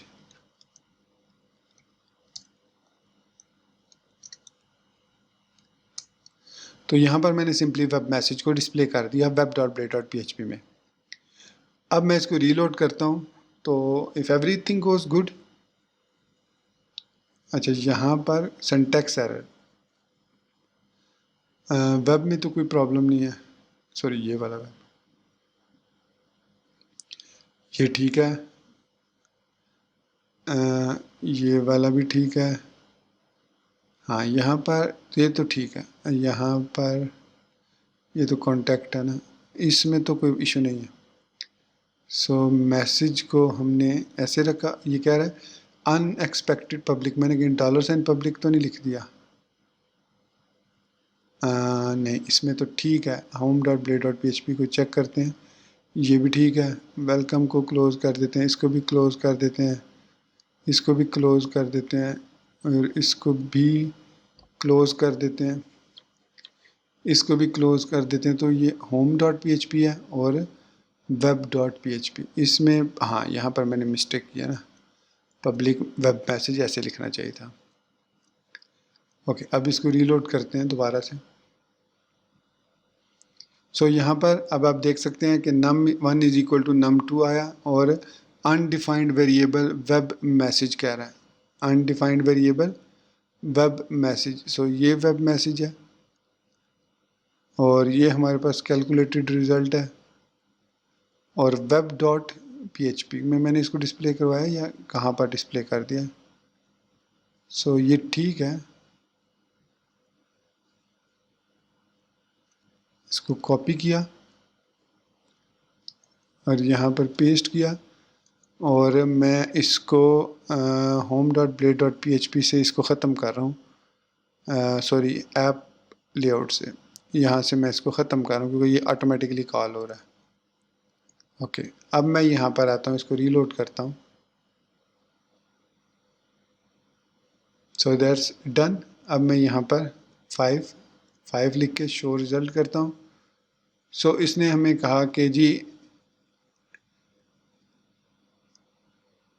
Listeners this web message public web message line number 13 पे this, oh sorry my mistake, यहाँ पर मुझे $साइन नहीं लगाना था, दैट्स माय मिस्टेक। ओके, अब मैं इसको एमिट कर रहा हूँ ना, हाँ कर रहा हूँ एमिट। सो लीजिए num इक्वल टू num2 और साथ ही I am coming from web service component. So ये मैसेज क्यों डिस्प्ले हुआ, क्योंकि वेब सर्विस ने भी इस इवेंट को लिसन किया, तो तमाम इवेंट इसको लिसन, तमाम जो इसके चाइल्ड हैं वो सारे के सारे लिसन करेंगे। तो मैं इसको स्पेसिफिक भी कर सकता हूँ यहाँ पर। मैंने कहाँ पर इसको एमिट किया, होम डॉट PHP में, ये this emit result calculated. So this emit to function को कॉल करूँगा और इसके बाद यहाँ पर मैं इसको होम कह देता हूँ। सो मैंने कहा कि जी होम को कॉल करो। अब मैं इसको दोबारा रीलोड करता हूँ। अब मैं यहाँ पर 6 और 6 लिखा, शो रिज़ल्ट किया। सो उसने हमें 12 दिया और यहाँ पर home to name events. So component name तो मैंने दे दिया। सो एमिट टू ने उसको क्यों लिसन करवाया, emit self, sorry emit self करना है। सो ये इवेंट सेल्फ है। सो सिर्फ अपने आप को इवेंट सेल्फ यहाँ पर होगा। हाँ ये सही है। तो यहाँ पर इसको रीलोड करते हैं एक दफ़ा।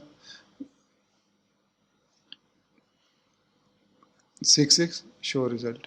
सो अब आप देखें इसने num1 is equal to num2 किया, लेकिन यहाँ पर वो मैसेज नहीं डिस्प्ले हुआ वेब मैसेज, वेब कंपोनेंट से।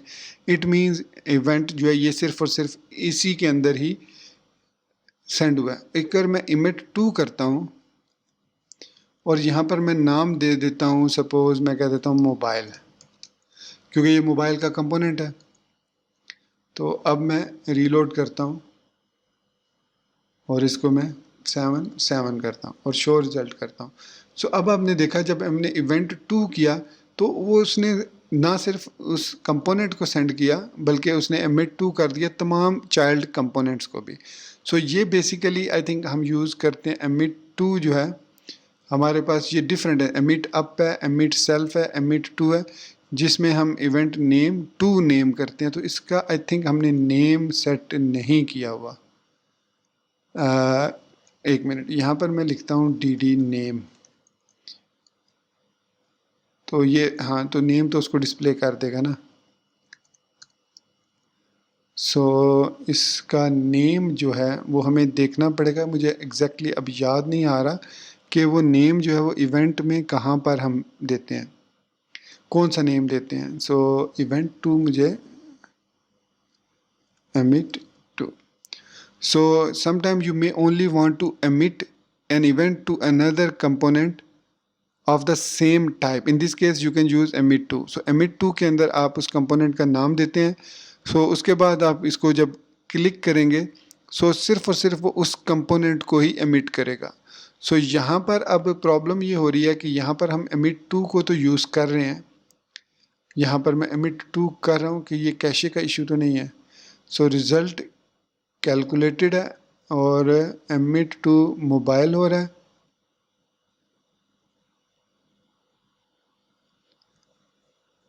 वैसे होना नहीं चाहिए था, इस वेब को ये जाना नहीं चाहिए मैसेज।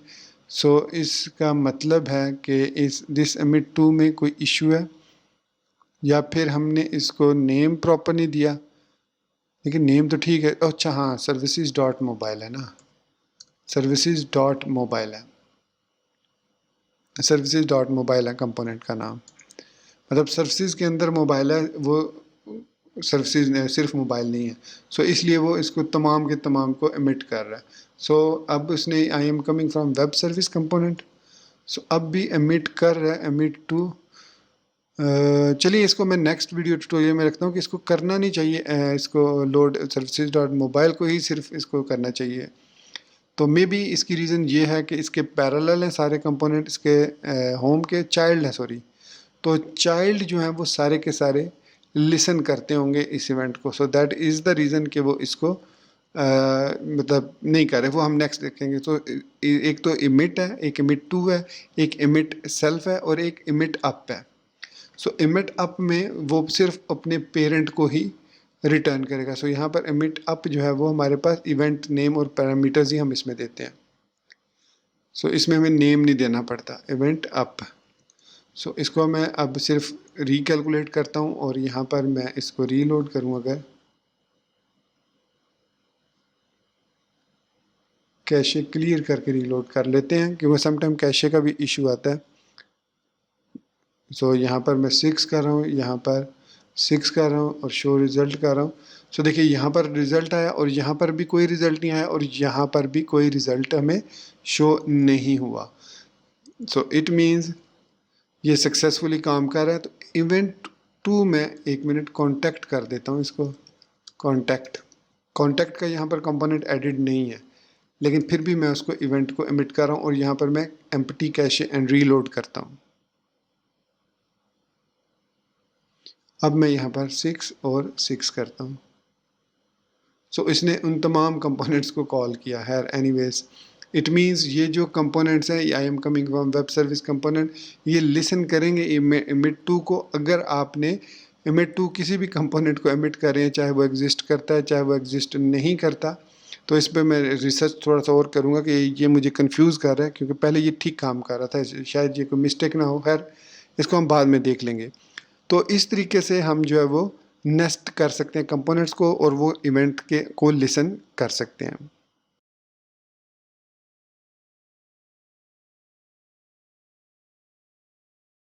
तो अब हम बात करते हैं life cycle hooks of Laravel livewire के कंपोनेंट के लोड होने से लेकर कंपोनेंट के डिस्ट्रॉय होने तक, या कंपोनेंट के लोड होने के बाद उसके री-रेंडर होने से एंड होने तक जो फंक्शंस परफॉर्म करता है, वो कौन कौन से फंक्शन हैं जो स्टेप बाय स्टेप जो है वो एग्जीक्यूट होते हैं। इसमें एक फंक्शन को हम ऑलरेडी डिस्कस कर चुके हैं यहाँ पर, वो है हमारे पास माउंट का फंक्शन। यहाँ पर कहीं मैंने इसको लिखा भी था, शायद मैंने इसको रिमूव कर दिया। सो हमारे पास टोटल 9 जो है वो फंक्शंस हैं जिनको हम यूज़ करते हैं। यहाँ पर मैं उनको लिख देता हूँ स्टेप बाय स्टेप। सबसे पहला है माउंट। माउंट फंक्शन उस वक्त एग्जीक्यूट होता है जैसे ही आपका कंपोनेंट मेमोरी में या ब्राउज़र के अंदर लोड होता है, तो इसमें हम जो वैल्यूज़ वगैरह हैं वो असाइन कर सकते हैं। दूसरा है हाइड्रेट। हाइड्रेट फंक्शन जो है वो उस वक्त रन होता है जब आप कोई रिक्वेस्ट सेंड करते हैं, मतलब कंपोनेंट लोड हो गया, उसके बाद जैसे ही आप उस कंपोनेंट को कोई रिक्वेस्ट सेंड करते हैं, जैसे आप बटन क्लिक करते हैं या डाटा बाइंडिंग करते हैं, तो ये हाइड्रेट का फंक्शन कॉल होता है बिफोर कॉलिंग द रेंडर। मतलब तमाम प्रोसेस करने के बाद जब वो रेंडर फंक्शन पर आता है, तो उस पर आने से पहले हाइड्रेट का फंक्शन एग्जीक्यूट होता है और उसके बाद वो रेंडर का फंक्शन एग्जीक्यूट करता है। उसके बाद है डीहाइड्रेट। डीहाइड्रेट का मतलब है कि ठीक है भाई, मैंने अपना सारा काम कर लिया, रेंडर भी कर लिया, रेंडर करने के बाद वो डीहाइड्रेट फंक्शन को कॉल करता है। So render is not the last function, तो लास्ट फंक्शन जो है हमारे पास डीहाइड्रेट है। उसके बाद है अपडेटिंग। जब कोई भी प्रॉपर्टी अपडेट होती है आपके कंपोनेंट के अंदर, तो ये फंक्शन उस वक्त एग्जीक्यूट होता है और एक सर्टन वैल्यू आप इसके अंदर चेक करके रिटर्न कर सकते हैं। फॉर एग्जांपल आप एक नंबर लिखते हैं और अपडेटिंग, वो उस नंबर को जब अपडेट कर रहा है, तो अगर वो आपने स्पेसिफिक नंबर नहीं लिखा तो उसके अगेंस्ट आप उसको कोई एरर मैसेज शो कर सकते हैं। सो फॉर एग्जांपल मैंने अगर नंबर 5 लिखा और मैं चाहता हूँ कि नंबर 5 जब लिखे तो वो उसको मैसेज दे, तो यहाँ पर हम अपडेटिंग के मेथड के अंदर उस num1 को चेक करेंगे कि भाई इसके अंदर नंबर 5 है। अगर नंबर 5 है तो प्लीज़ उसको एक मैसेज शो कर दो और उसको बता दो कि भाई ये तुमने इनवैलिड नंबर ऐड किया। उसके बाद है अपडेटेड। तो अपडेटिंग जब अपडेट हो रहा होता है, मेमोरी के अंदर अभी होता है, अभी ब्राउज़र में सामने नहीं आता, मतलब आपने की प्रेस की तो वो अपडेटिंग हो रही है जैसे ही, तो वो उसको एग्जीक्यूट करता है। अपडेटेड का मतलब है कि जब वो चीज़ अपडेट होगी, आपने जो नंबर लिख दिया वो अपडेट हो गया, तो उसके बाद आप कोई भी नंबर अपडेट हुआ तो उसके बाद ये फ़ौरन एग्जीक्यूट हो जाएगा। फिर है अपडेट प्रॉपर्टी। अब यहाँ पर प्रॉपर्टी को मैं करली ब्रैकेट में लिख रहा हूँ क्योंकि ये एक वेरिएबल है। तो प्रॉपर्टी से मुराद ये है कि हमारे पास जितनी भी पब्लिक प्रॉपर्टीज़ हैं उनका जो भी नाम है, अब जैसे ये num1 है तो यहाँ पर हम प्रॉपर्टी के अंदर num1 लिखेंगे। सो इसका मतलब है कि अपडेट num1 या अपडेटिंग num1, जैसे ही हम करेंगे अपडेटिंग या अपडेटेड, अपडेटिंग num1 या अपडेटेड num1, इस तरीके से। अच्छा, लिखेंगे हम इसको इस तरीके से। ये करली ब्रैकेट मैंने इसलिए सिर्फ डाली ताकि आपको समझा सकूं कि यहाँ पर अपडेटिंग num1 से मुराद या अपडेटेड num1 से मुराद ये है कि ये अब अपडेटिंग के फंक्शन सिर्फ उसी वक्त एग्जीक्यूट होंगे जब num1 की वैल्यू अपडेट होगी। आप यहाँ पर num2 भी लिख सकते हैं, या फिर आप यहाँ पर इस तरीके से भी लिख सकते हैं अपडेटिंग num2, एक और फंक्शन क्रिएट कर लें अपडेटेड नम टू एक और फंक्शन क्रिएट कर लें तो वो उनके स्पेसिफिक काम करेगा। उसके बाद है अपडेटिंग, और इसके अलावा हमारे पास है मतलब हम यूज़ कर सकते हैं कोई दूसरी प्रॉपर्टी भी। सो अपडेटिंग, और इसी तरीके से हमारे पास है runs before updating a nested property on the फू प्रॉपर्टी। सो वो ये कह रहा है कि अगर आपके पास मल्टीपल प्रॉपर्टीज़ हैं, एक प्रॉपर्टी के अंदर दूसरी प्रॉपर्टी है, मतलब जैसे एरे है, तो आप उसके लिए फिर ये नोटेशन यूज़ करेंगे अपडेटिंग। जैसे हमने लिखा था स्टूडेंट डॉट नेम लिखा था, तो उसको स्टूडेंट नेम करेंगे। स्टूडेंट का एस कैपिटल होगा, नेम का एन कैपिटल होगा, तो उसको पता चल जाएगा कि स्टूडेंट का हमारे पास एक एरे है और उसके अंदर एक वैल्यू है नेम, उसको मैंने अपडेटिंग उसकी चेक करनी है। सो इस तरीके से हम लिख सकते हैं इसको। और उसके बाद लास्ट है अपडेटेड स्टूडेंट नेम, तो ये भी हमारे पास है कि एरे की वैल्यू को डिटेक्ट करता है। सो अपडेटेड स्टूडेंट नेम। सो ये जो है ये ऑलमोस्ट सेम है, ये ग्लोबल है, ये दो ग्लोबल हैं और ये बाकी जो है स्पेसिफिक हैं। ठीक है, किसी एक प्रॉपर्टी के लिए आप इसको यूज़ कर सकते हैं। और ये आपने माउंट का तो यूज़ देख लिया, हाइड्रेट और डिहाइड्रेट का भी हमें पता चल गया कि जब फंक्शन लोड होता है तो रेंडर होने से पहले आप उस पर कोई भी फंक्शनैलिटी परफॉर्म कर सकते हैं। सो ये था हमारे पास life cycle hooks of Laravel Livewire. इसी के साथ मैं अपने इस वीडियो ट्यूटोरियल को यहीं पर ख़त्म करता हूँ और उम्मीद करता हूँ कि इस वीडियो ट्यूटोरियल में आपको लारावेल लाइववायर के एसेंशियल्स की अच्छे तरीके से समझ आ गई होगी। इसके अलावा मैं आपको रेकमेंड करूँगा कि इस ट्यूटोरियल को देखने के बाद आप एक दफ़ा लारावेल लाइववायर की डॉक्यूमेंटेशन में चले जाएं और वहाँ पर जो एसेंशियल्स का सेक्शन है उसको एक दफ़ा विज़िट करें और मेरे नेक्स्ट वीडियो ट्यूटोरियल आने तक मुझे बताएं अगर आपको कोई चीज़ उसमें समझ नहीं आई, ताकि मैं अपने आने वाले वीडियो ट्यूटोरियल में पहले उसको एक्सप्लेन कर दूं और उसके बाद हम नेक्स्ट मूव करें। सो दोस्तों, इसी बात के साथ मुझे इजाज़त दीजिए, मिलते हैं नेक्स्ट वीडियो ट्यूटोरियल में। टिल देन चैनल को सब्सक्राइब करना, वीडियो को लाइक और शेयर करना, बेल आइकन दबाना और ऑल नोटिफिकेशंस को ऑन करना बिल्कुल मत भूलिएगा।